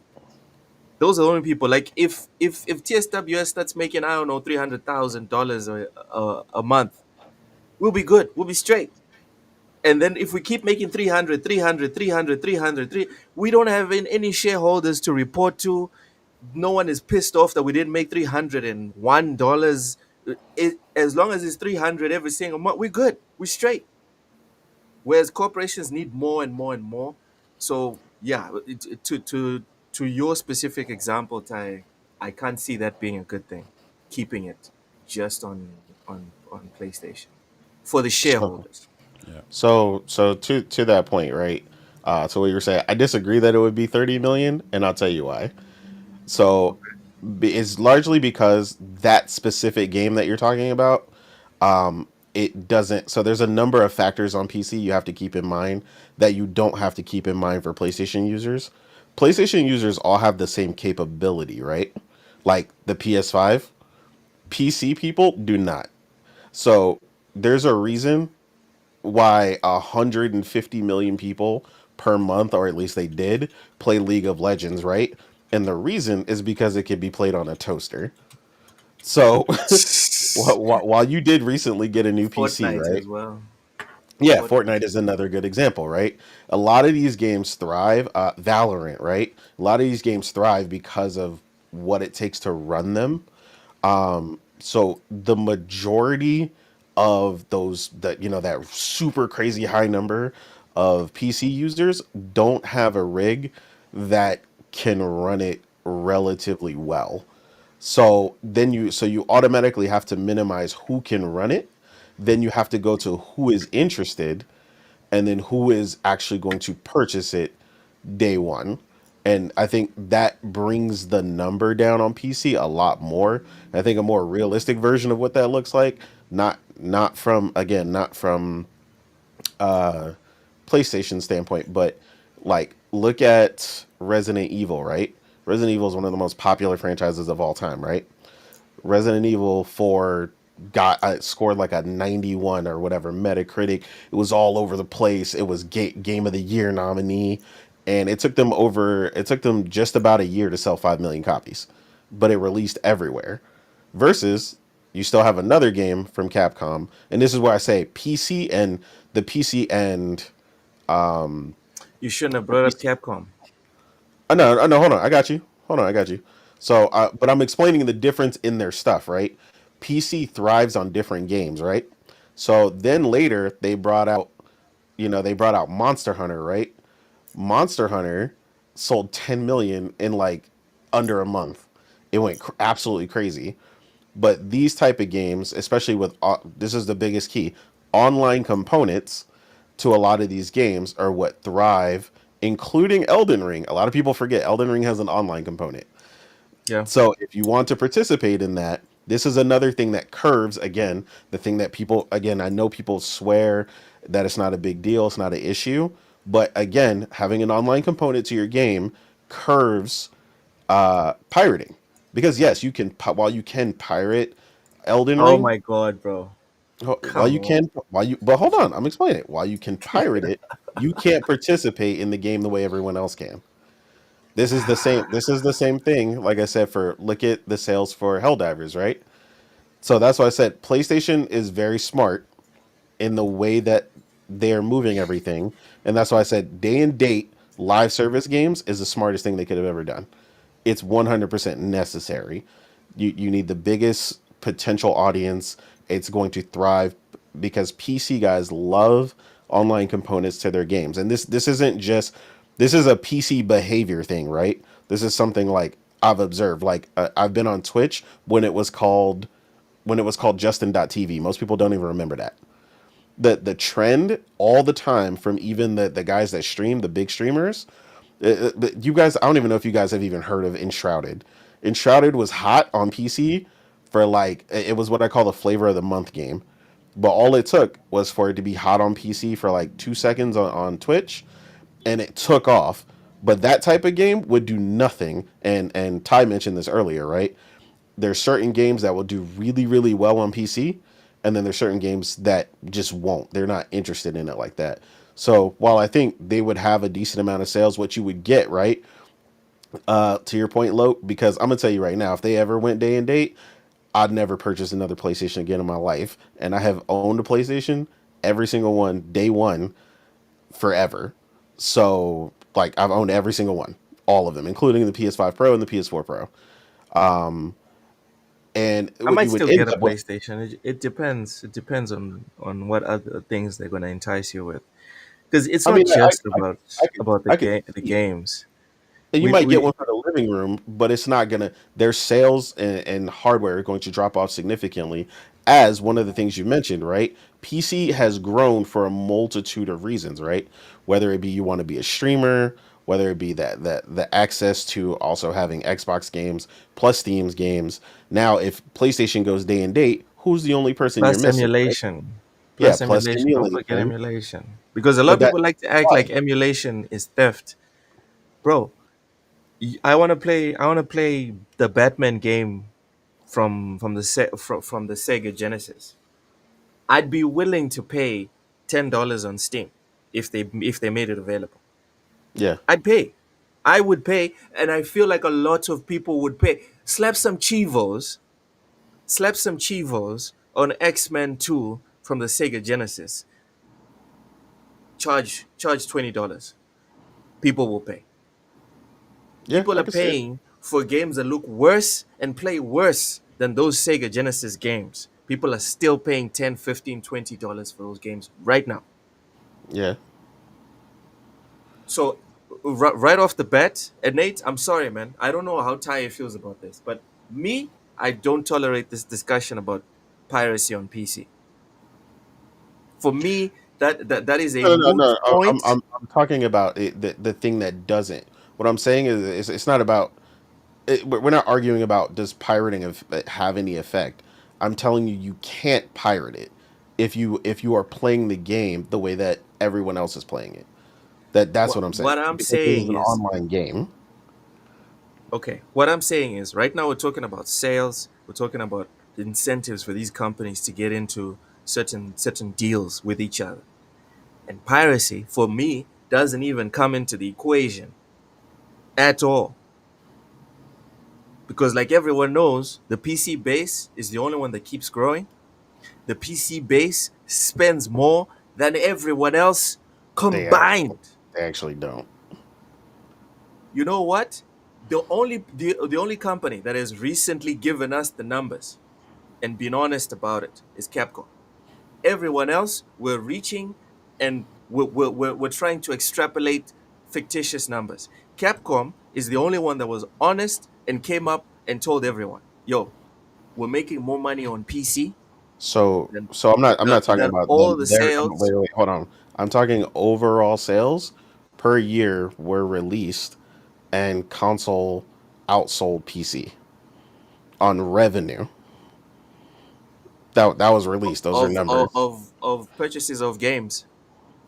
I mean revenue. I don't know what that amounts to. Is revenue spent, Send not us not the this amount. link. Send us this link because now if we're going to start including consoles and whatever, that's a different conversation. I'm talking about games right now. Don't nobody spend more than PC gamers. In fact, there's more PC gamers. Period. So for me, as So far as again, I'm I'm not concerned, going to argue that, right? But your original thing, to get back to the original point, is you're talking God of War. The majority of people on PC do not have a rig that runs God of War. I That is have a that's, slight that's I have what a I'm that's saying. slight true. pushback to that. I That's actually that's think true. there would have been a better argument. Okay, I'll give you an example, right? Um, we know Cyberpunk broke pre-order sales. How many players? Like, what do you think is the breakdown of players for Cyberpunk on PC and console? I I mean, would they're say a PC most centric players developer, so on I'm going to say 60% Okay, so if we say 60%, right? because it originally launched before the next gen consoles were out and Yeah. ran like trash. But you see, So yeah, I would say that Cyberpunk 2077 is a game similar to like Monster Hunter Wild, similar to like Red Dead Redemption, where PC and console players are going to like it. It's like no matter what happens. So if Mhm. Cyberpunk has 30 million sales, and if we're saying over 60% on PC, that means that 60%, I would say they can run, a high end game like Cyberpunk. They can run a God of War game. So I don't think I think most PC players, or at least a large portion, in the same way Cyberpunk probably has like 15, 60 million PC players, they could probably play a God of War game. I mean, if you can Potentially. run Cyberpunk, you're good. Mike Johnson, welcome in. Says Nintendo is copying Don Metric. If you can't afford a Switch, yeah, we saw that. We saw that. Yeah, I Because definitely get more technical on that stuff because to me, if you can't run it better than console, I don't know what you're running it for, but that's a whole nother discussion. Mm. Like oh to me, I man, didn't, I didn't, I didn't buy a PC to run to turn stuff down. So that's a whole nother thing. My PC building philosophy is different than a lot of people's. Mm. I'm not yeah, it's gaming on different. PC It's to But turn different. are settings PC down. players in general more anal about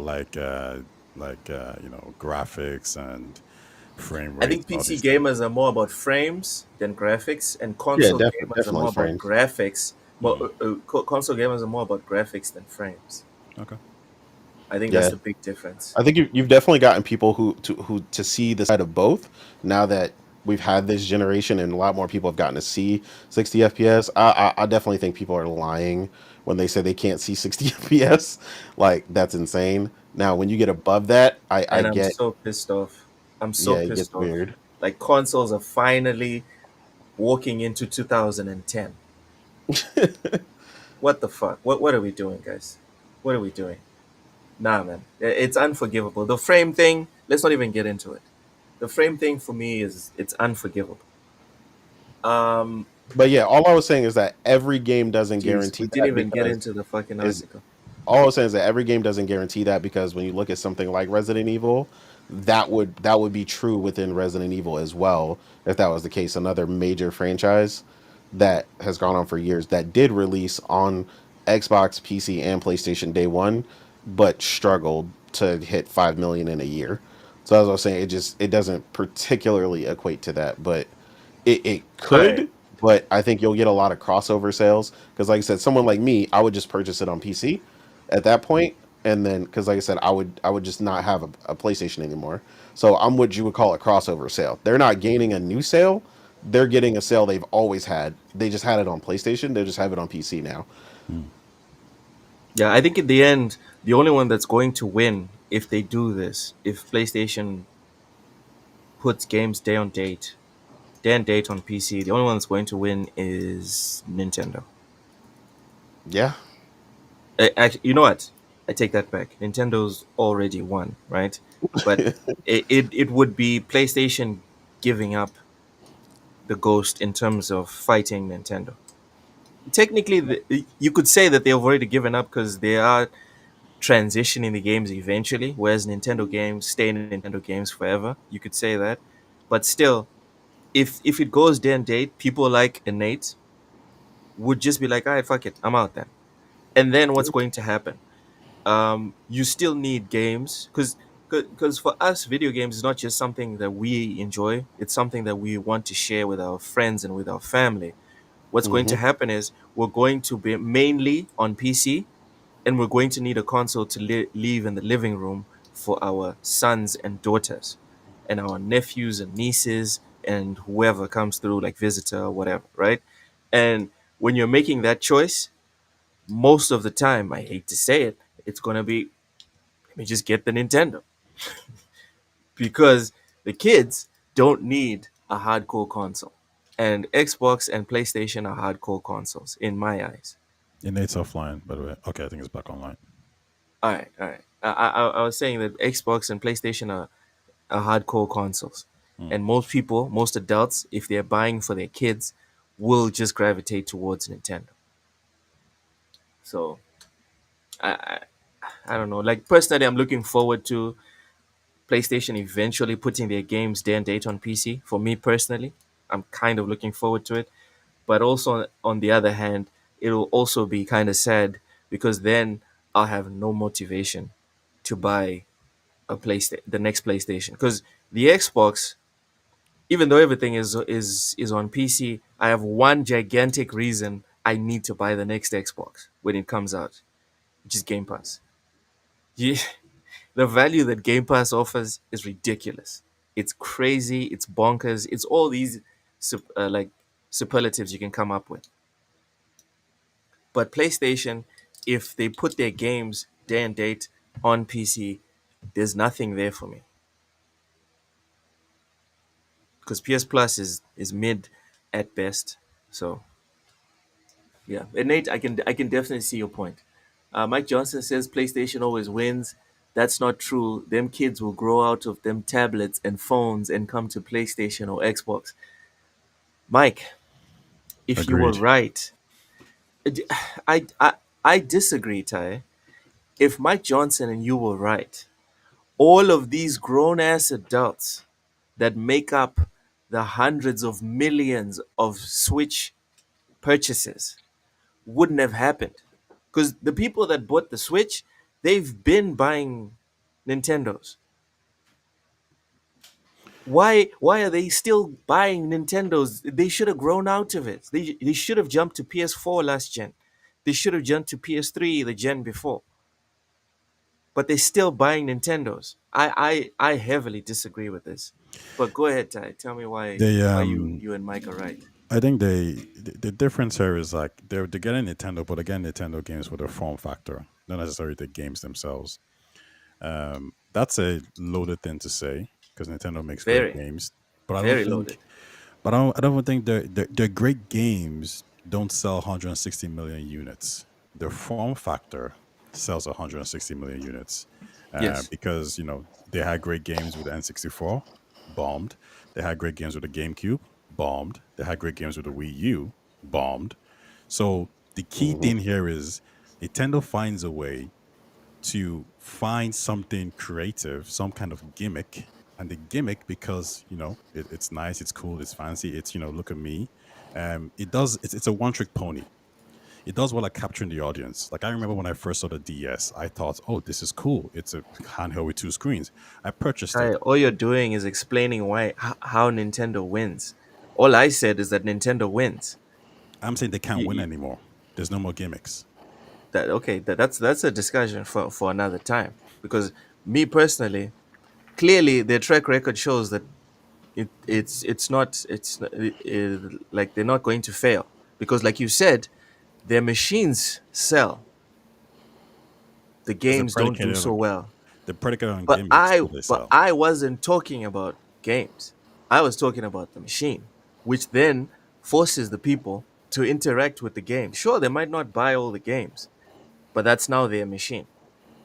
Yeah, but the machine sells based on the gimmick, right? And then the question I would put to people is, what is the Switch's 2 gimmick? It's the same as the Switch Oh, 1. okay. So now we're discussing something else. We're now projecting whether the Switch Two No, no, can. no. The Switch 2 is going to sell. And But Nate, we the can't hear point, you. We can't hear you. I don't know what's Okay, you going on. can't hear Maybe. me. Okay, now we can hear you. Now we can hear Okay, you. all All right, right. just making sure. Sorry, Ty. Go ahead. yeah. Sorry, what did Mike Johnson say again? Was it Mike who Mike said, Johnson said, "It's not true. Them kids will grow out of them tablets and phones and come to PlayStation or Xbox or whatever. yeah, because they'll grow up and they'll Ain't want nobody to going to get, Xbox, Mike Johnson. Ain't nobody going to Xbox. well, You're they'll go either to the there or ecosystem. you're leaving. You're either going to Xbox. Sorry, you're either at Xbox or you're leaving. That's what's happening at Xbox. Go ahead, Ty.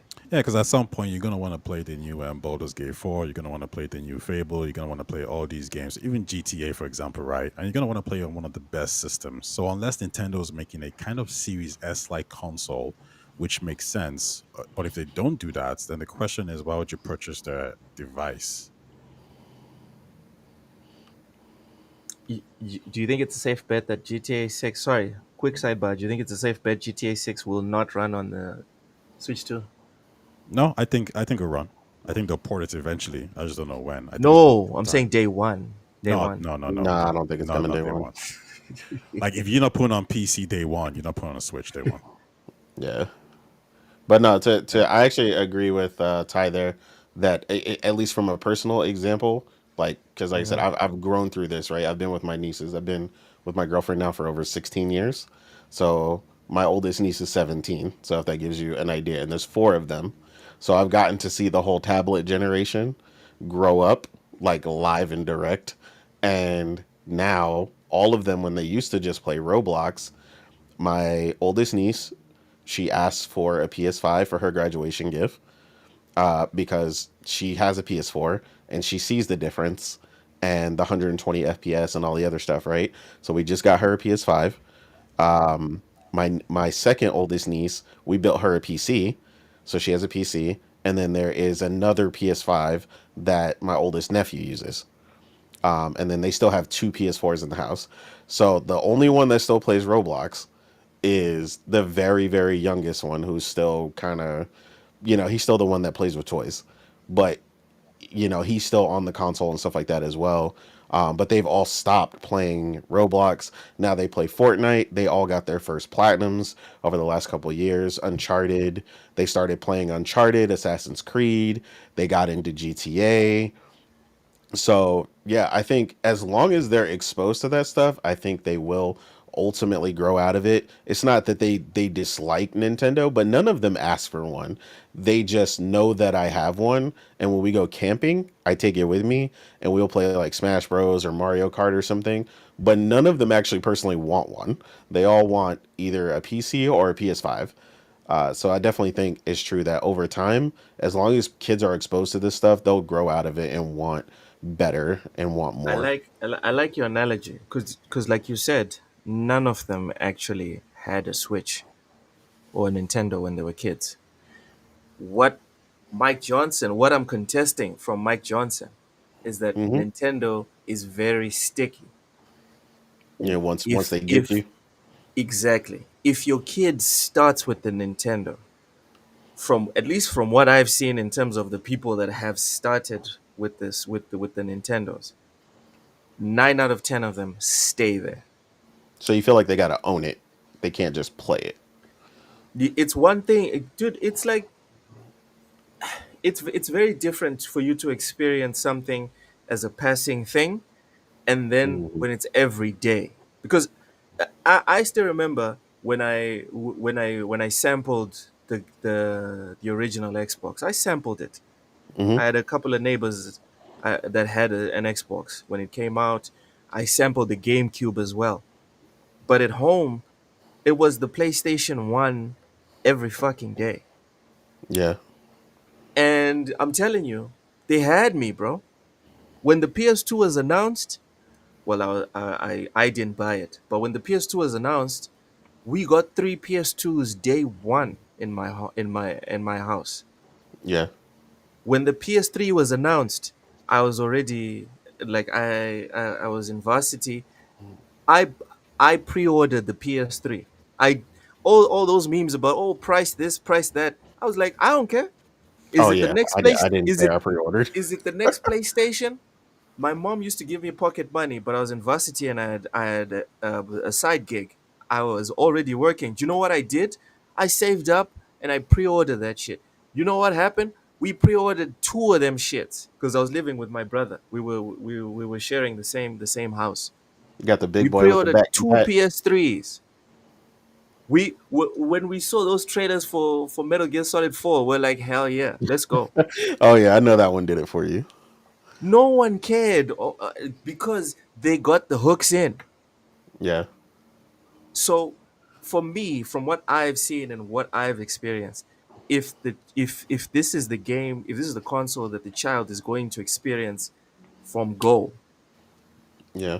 then it's going to make a big impression. And I think it's easier to leave the Xbox and PlayStation ecosystem compared to the Nintendo ecosystem, in my opinion, because the Nintendo ecosystem is pre-built for the childlike game or the childlike brain. There's a ton of games on the Nintendo, all of their systems, not just the Switch, a ton of them, that these games are built literally for 5-year-olds. No, I And agree. that's how they get those kids, and the kids just want the Nintendo. They want the next Nintendo, the next Nintendo, and next thing they're 15 years old. And what happens?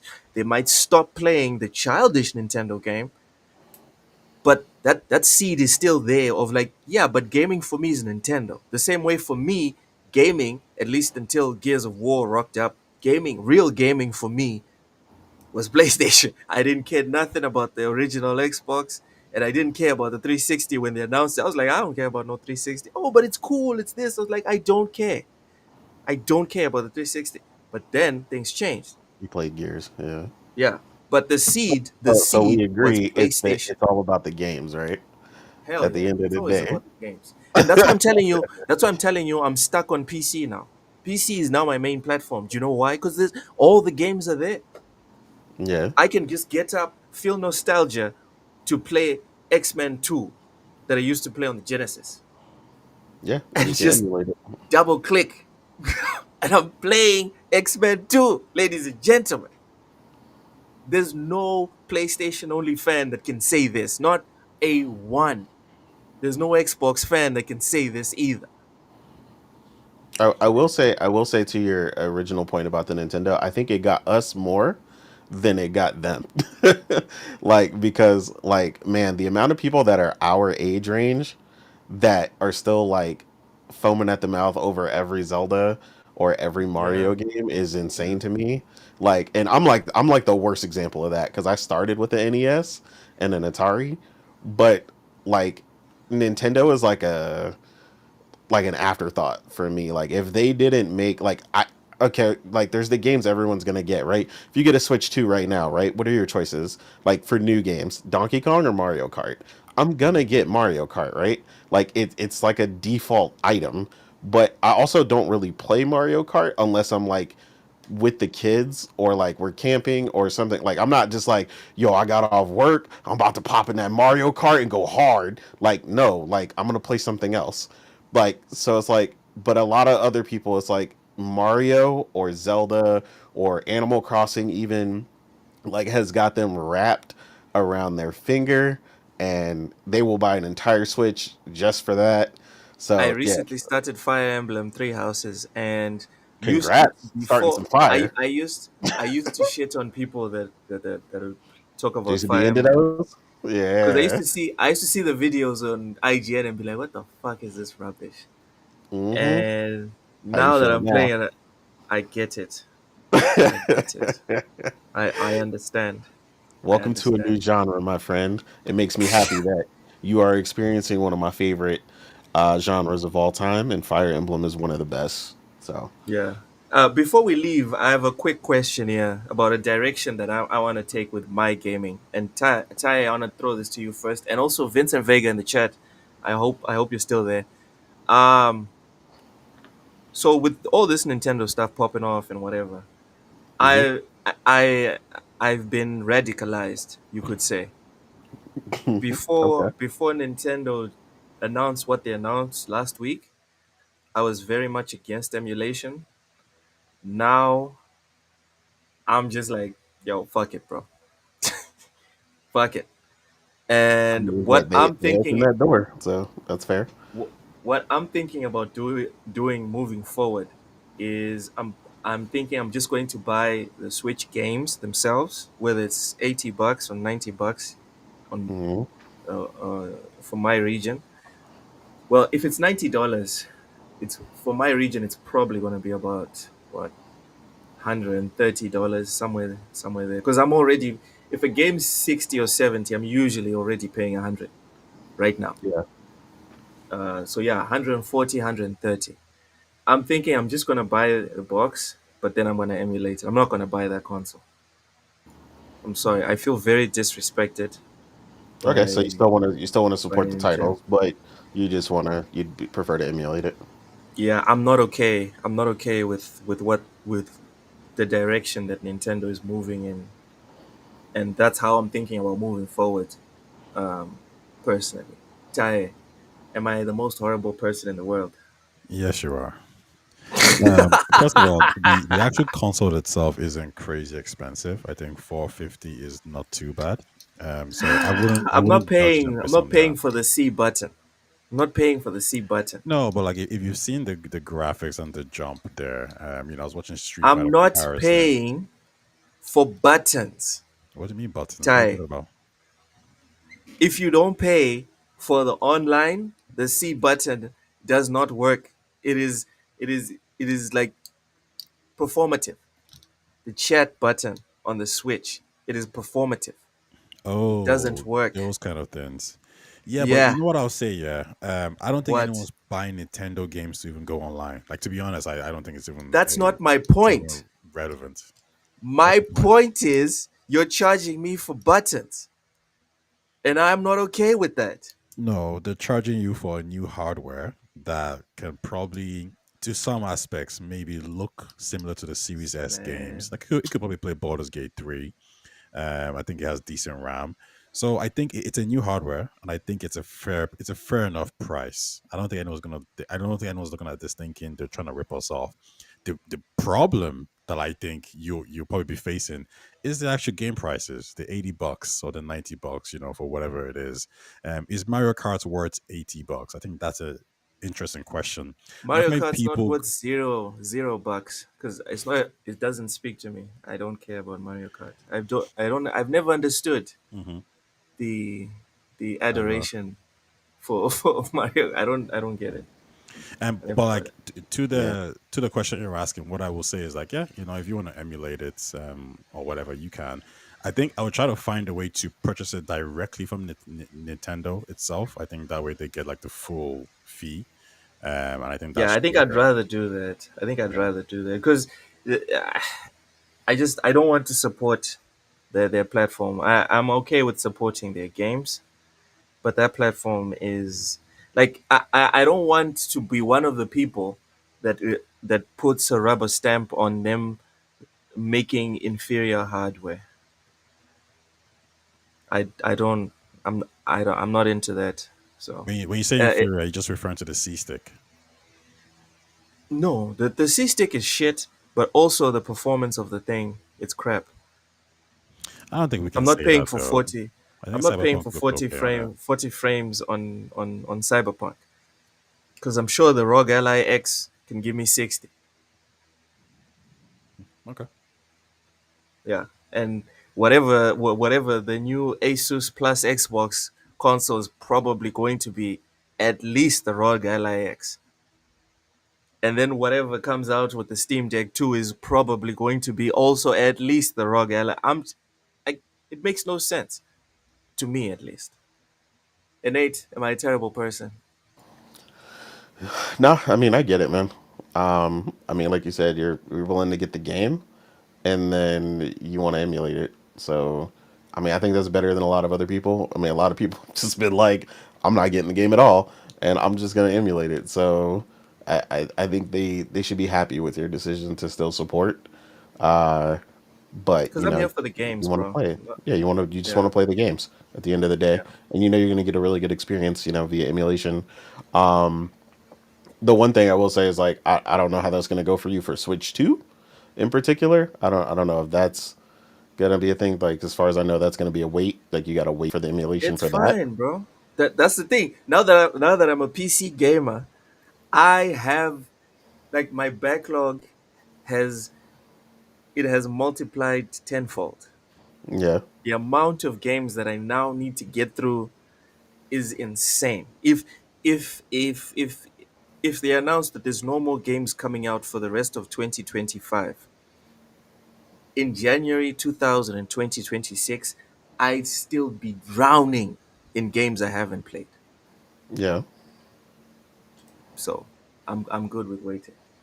Lastly, Fuzzy says the PSVR 2 was a good deal for the hardware you got. Sometimes you just price yourself out of the market. I don't think people want to buy $450 handhelds for their kids to break.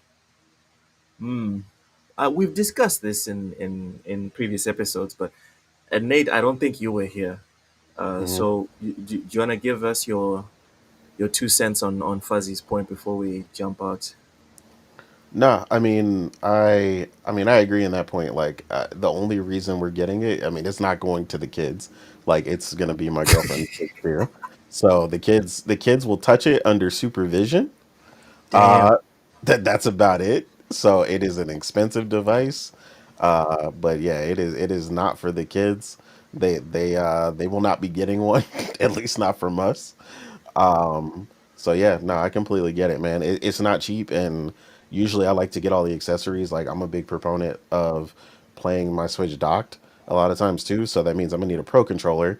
So that's another $90. Oh my God. Hey, No, thank you. No, yeah. thank you. So yeah, No, it's way more than $450 for me already at no. that point.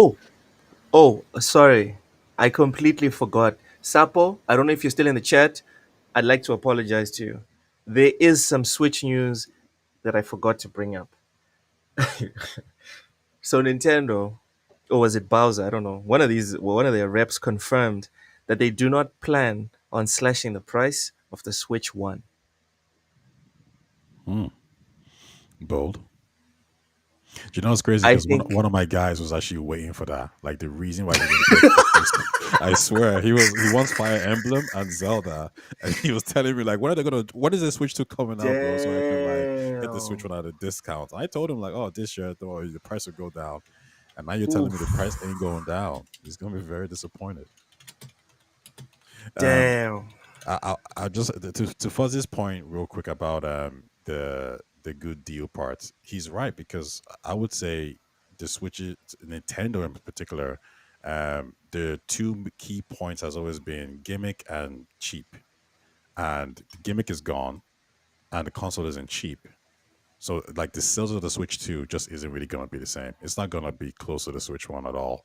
I think they've done a good job of getting third party support. I think that's gonna boost sales a lot because now you can play your Cyberpunk, your Starfield on the console. So that's a selling point. I think the games do look good as well, generally. And because Xbox handhelds and PlayStation handhelds are a little bit further out, I think Nintendo has a lot of space to catch the audience, right? Especially if they're gonna bring out, a new Zelda game and all these, all the classics or legendary But their titles. pricing, man, Yeah, that but the pricing is pricing and the gimmick, like that's what made the Switch 2. Sorry, that's what made because the they lost the. Yeah, Switch you're right. and You're the right. They lost Wii the gimmick. the Yeah, success. Even the yeah, DS, like it was always the price and the gimmick. It's those 2 points I got now. So I yeah. think if you're an analyst, you're looking at Nintendo thinking, well, I might need to, rejig those numbers because I don't really see this doing anything crazy. I think they're too proud. I think they're too proud, and they're too committed at this point. Like the consoles have already been shipped to people. Like the projections have been made, contracts have been signed. This ship is going to have to sink, and that is the only way they're going to pivot. Right now, I think they're too committed. That's the price, and that's what's going to happen. And now, Nintendo is just going to wait to call our bluff. And That's they'll all it win. is. They'll win for Probably, sure. yeah, they'll probably Yeah, win. they're gonna win. Because even people like me, like for me, right, the way I see emulation, and maybe this is just me coping or whatever. The way I see emulation is that it's the best way to preserve games, especially the old games, right? I keep talking about the Genesis games and whatever, and even like the PS3 game, the only one that was worth the console for me, MGS4. Unless you have a PS3 or you're willing to emulate on PC, you cannot play that game. Even if you own a PS4, even if you own a PS5. So for me, that's how I see emulation. It's like for lost games, right? That you cannot buy legally, and for situations like what's happening right now with Nintendo. I don't want to feel like I'm stealing, so I'll buy the damn thing, but I'm Yeah. not going to get the console and then play it on the console and reinforce to Nintendo that it's okay for them to keep doing what they're doing, releasing Joy Cons without the Hall effect, charging people for using the chat function. That horrendous camera. I thought we didn't like the cameras pointing at us like what happened with the Xbox. This this crazy pricing for the console itself. I think that 450 is too much for what is being offered in terms of raw power. It's too much. So yeah. No, The next understandable. Vince says you can use the Switch 2 the Switch 1 controller. So there you go, you can save some money. Yeah, yeah, I might do that for a little bit, but I'm definitely a fan. My biggest issue with a lot of games right now is I pretty much exclusively play with my PlayStation Edge controller because of the back buttons, because a lot of games have clearly exceeded the button prompts available to us on current consoles. So that's a big thing for Yeah. me with the new Pro controller is it has the back buttons. And I like, man, I feel like misplaced without the back buttons these days. But yeah, that'll probably be something I'll do at least early on, since honestly, I don't know when they're gonna launch Fire Emblem or another Xeno game, because that's really the only reasons I'm I still interested have in to that. play through all the Xenoblade games. I haven't played any of them. And I'm excited, man. I'm super Yeah, excited. that's a lot to get through. So yeah, yeah, you're right. You got a lot. I have a lot of work ahead of me. And it's going to be even more fun when I have a competent handheld that will run those games at 120 FPS even. Agreed. Um, Ty, before we go, please plug your channel. Tell people where they can find you and what you're up to. The usual. You guys can find me at Taya Talks, TAYETALKS. That's on YouTube and Twitter. And like I said, I'm looking to make a video on Ubisoft's depiction of Yasuke in comparison to other media outlets.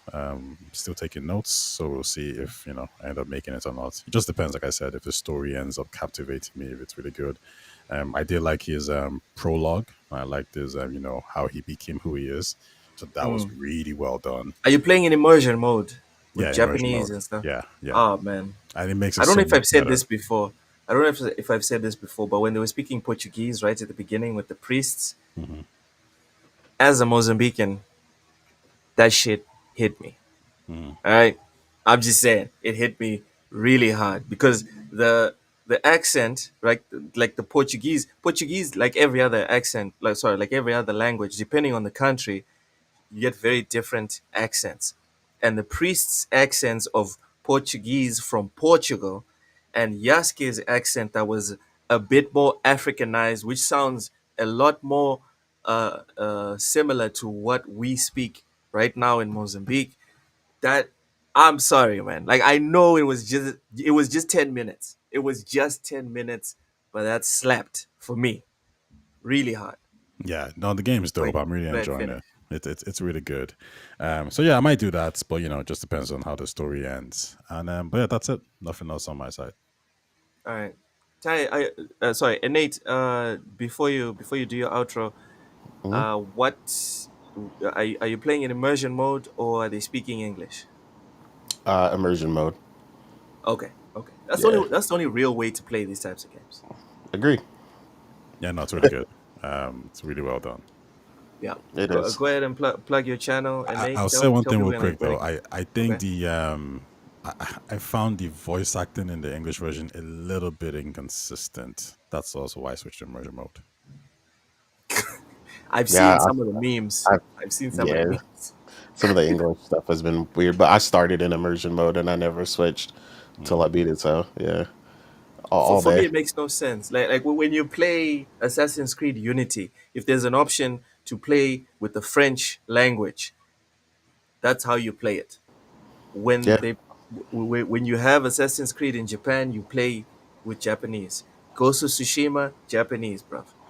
yeah. I did Uh, the same thing uh, when they spoke Italian. So yeah, exactly. Wukong, Chinese, bro. We I'm want to also explore these an worlds. anime watcher. So like, I mean, Yeah, people we who watch love anime subtitles. know what's up. Yeah, We love subtitles. Speaking of anime, solo leveling. Oh my god, innate. yeah. Thoughts. Brief thoughts on solo leveling. I mean, I love what they did with it. I mean, it was great. I think they did a really phenomenal adaptation. I mean, I've been a fan of solo leveling actually for a couple of years before this even took place. So I've been trying to tell people to read solo leveling for literal years. Like I actually played with But somebody if I read, recently that did that. will that not ruin when I watch the anime? It does it for me because it's like I do it like this, like right. It's like manga, right? Like it was really cool to see like when Naruto like did like a certain skill, right? But you don't hear the sound, you don't see it really happen until then. And then also you got to remember they're kind of taking some liberties with the anime, so you actually get to see what the original story was as opposed to what they choose to do with it. So there are some slight differences in how they are, and also at least in manhwa's case, instead of manga, it being in color, can really give you a vivid imagery of what the author wanted versus what you get to see. So I think you almost get to see it like twice. So I don't think it ruins it. I'll think about it, man. Because as a typical Sony pony, Hmm. reformed, right? Story for me is crucial. If you ruin Yeah, the story same. for me, or if I get to see the story before the actual experience, it takes something away from the experience. So, ah, I'm the same way, but like I said, I feel like they take enough liberties with it that it's like you're still like, oh snap, that's how that's about to happen. Like it's nothing like seeing it in full animation, right? Like because that's how I mean. This is a little bit better than manga because, like I said, manga is black and white. So you get an idea of it, but like I said, that experience is completely separate from the anime. And then also you get to see like almost like it's almost like experiencing two alternative universes of what they do, right? Because even though things are very similar, like I said, they've taken some considerable liberties with how they went about things in the anime as opposed to how they happen there. And it's cool to get to see the variations between the two. So, and I'm a big person about story, so I get that. You know, I'm an RPG player first, and it's all about story for me. But I don't think it Yeah. ruins it. But I would try, like try it with some of the stuff you've already seen.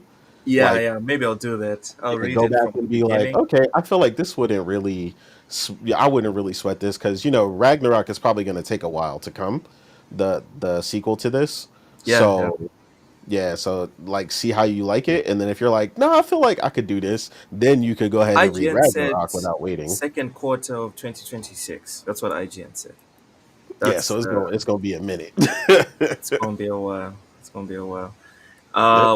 While that happens, I'm catching up on One Piece. I'm on episode 804, if I'm not mistaken.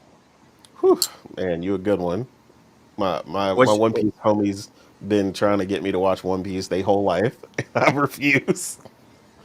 Yeah, man, it's a slog. It's a slog. What I would say is, yeah, you know what? You have to watch the whole thing. I'm sorry. Like, I don't think there's any way for you to watch a recap and Yeah. truly understand the magnificence of One Piece if you don't watch episode for episode for episode for episode. What I will say Hmm. is that there's less filler after episode what 400. After 400 or 500, somewhere around there, there's less filler. But the first I few will episodes, god damn, bro. I will say something funny about that though, that you're watching that, is that I had this whole conversation with somebody the other day. I was actually explaining to my niece. Funny enough, she was asking me something about why is One Piece like popular and stuff, and I was explaining to her, well, this is like the lost arc of when anime. We used to get animes that used to be 600 plus episodes long, Yeah. and we don't really get that anymore. So like the Bleach, Naruto's, And even all that. Bleach kind of betrayed us, dude. Like, Yep. well, I say betrayed, quote unquote, right? Because the Thousand Year War is pretty short. It was. It was. It was pretty short. It was essentially 3 seasons of 2020, and that was it. That's not the Bleach that I know. That's not Bleach. Yeah. In a way, I'm kind of happy, but I'm also kind of heartbroken. Whereas it seems like One Piece, even now, they're still like sticking to their roots. Even the latest episodes take their time. Yeah, Um, he's going to drag from what I understand, he's gonna drag this out till at least like 2028 or something. They said this is the final arc, but I guess the final arc is like years long. and ain't nobody mad.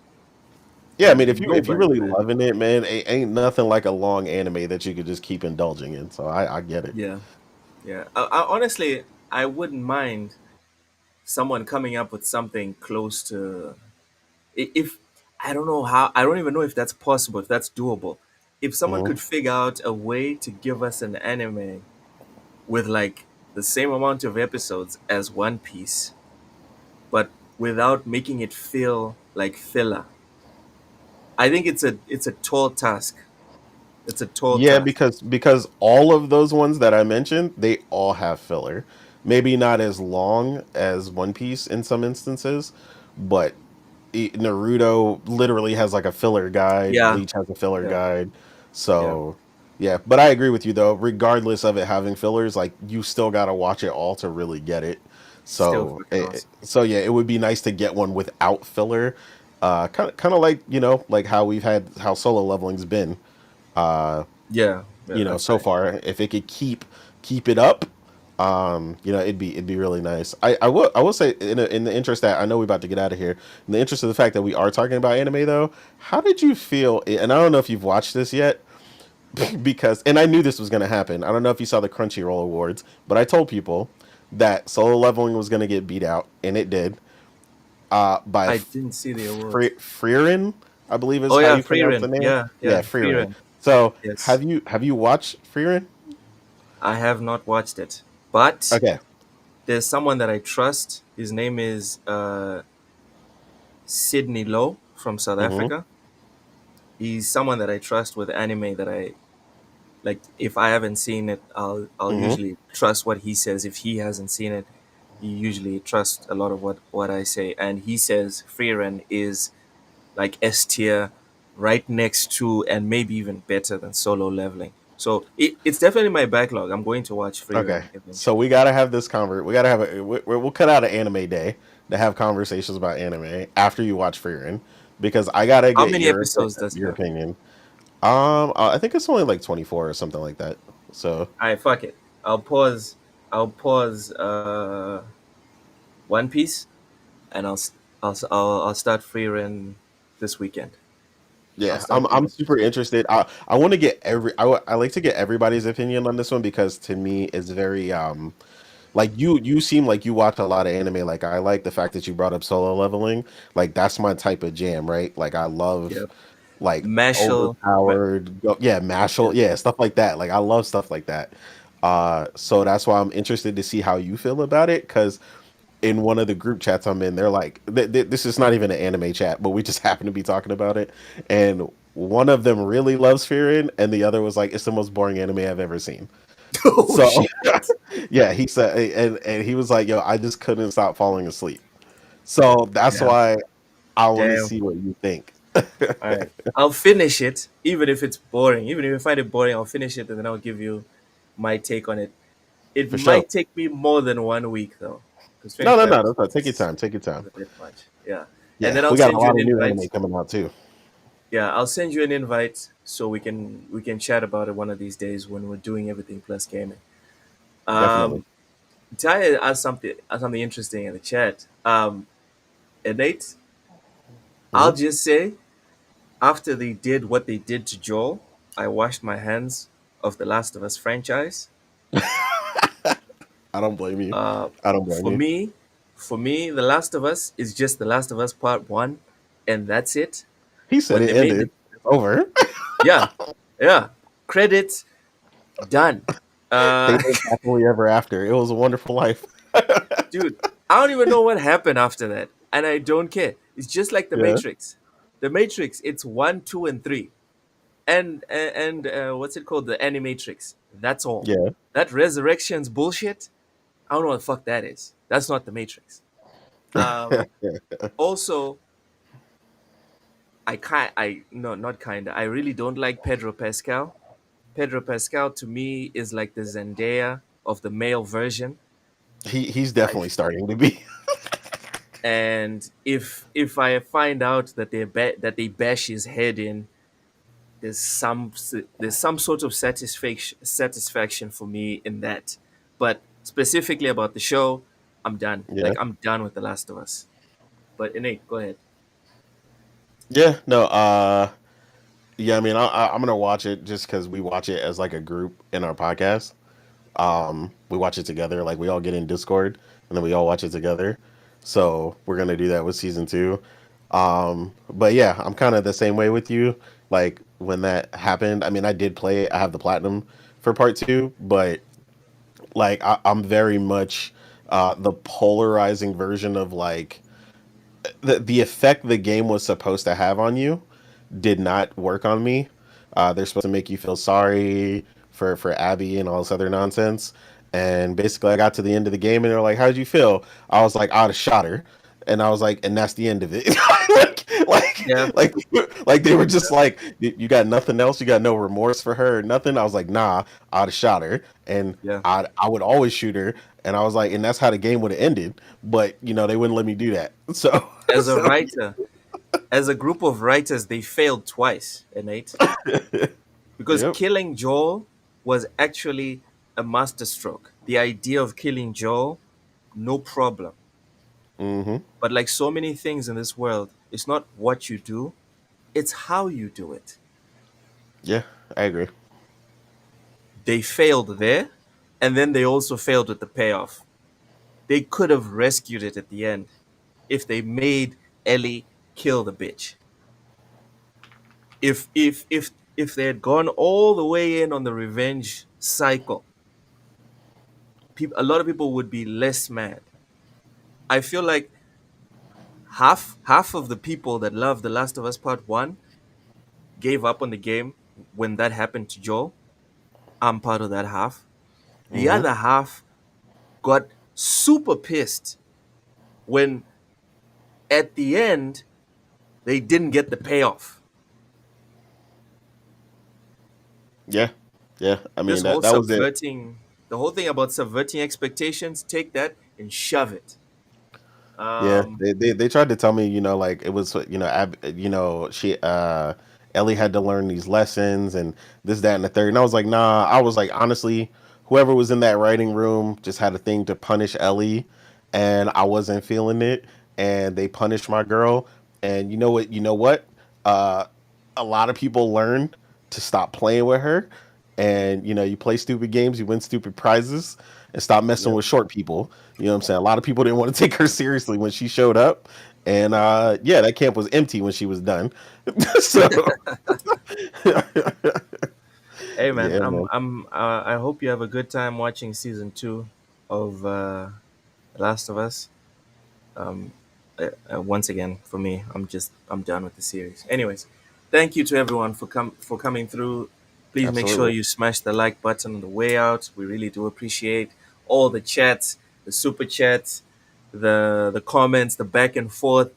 That's what it's all about. It's they said, we said, gaming. Everyone comes here, speaks their piece. Thank you so much for coming through. Tomorrow we have the lowdown with me and Ham Solo.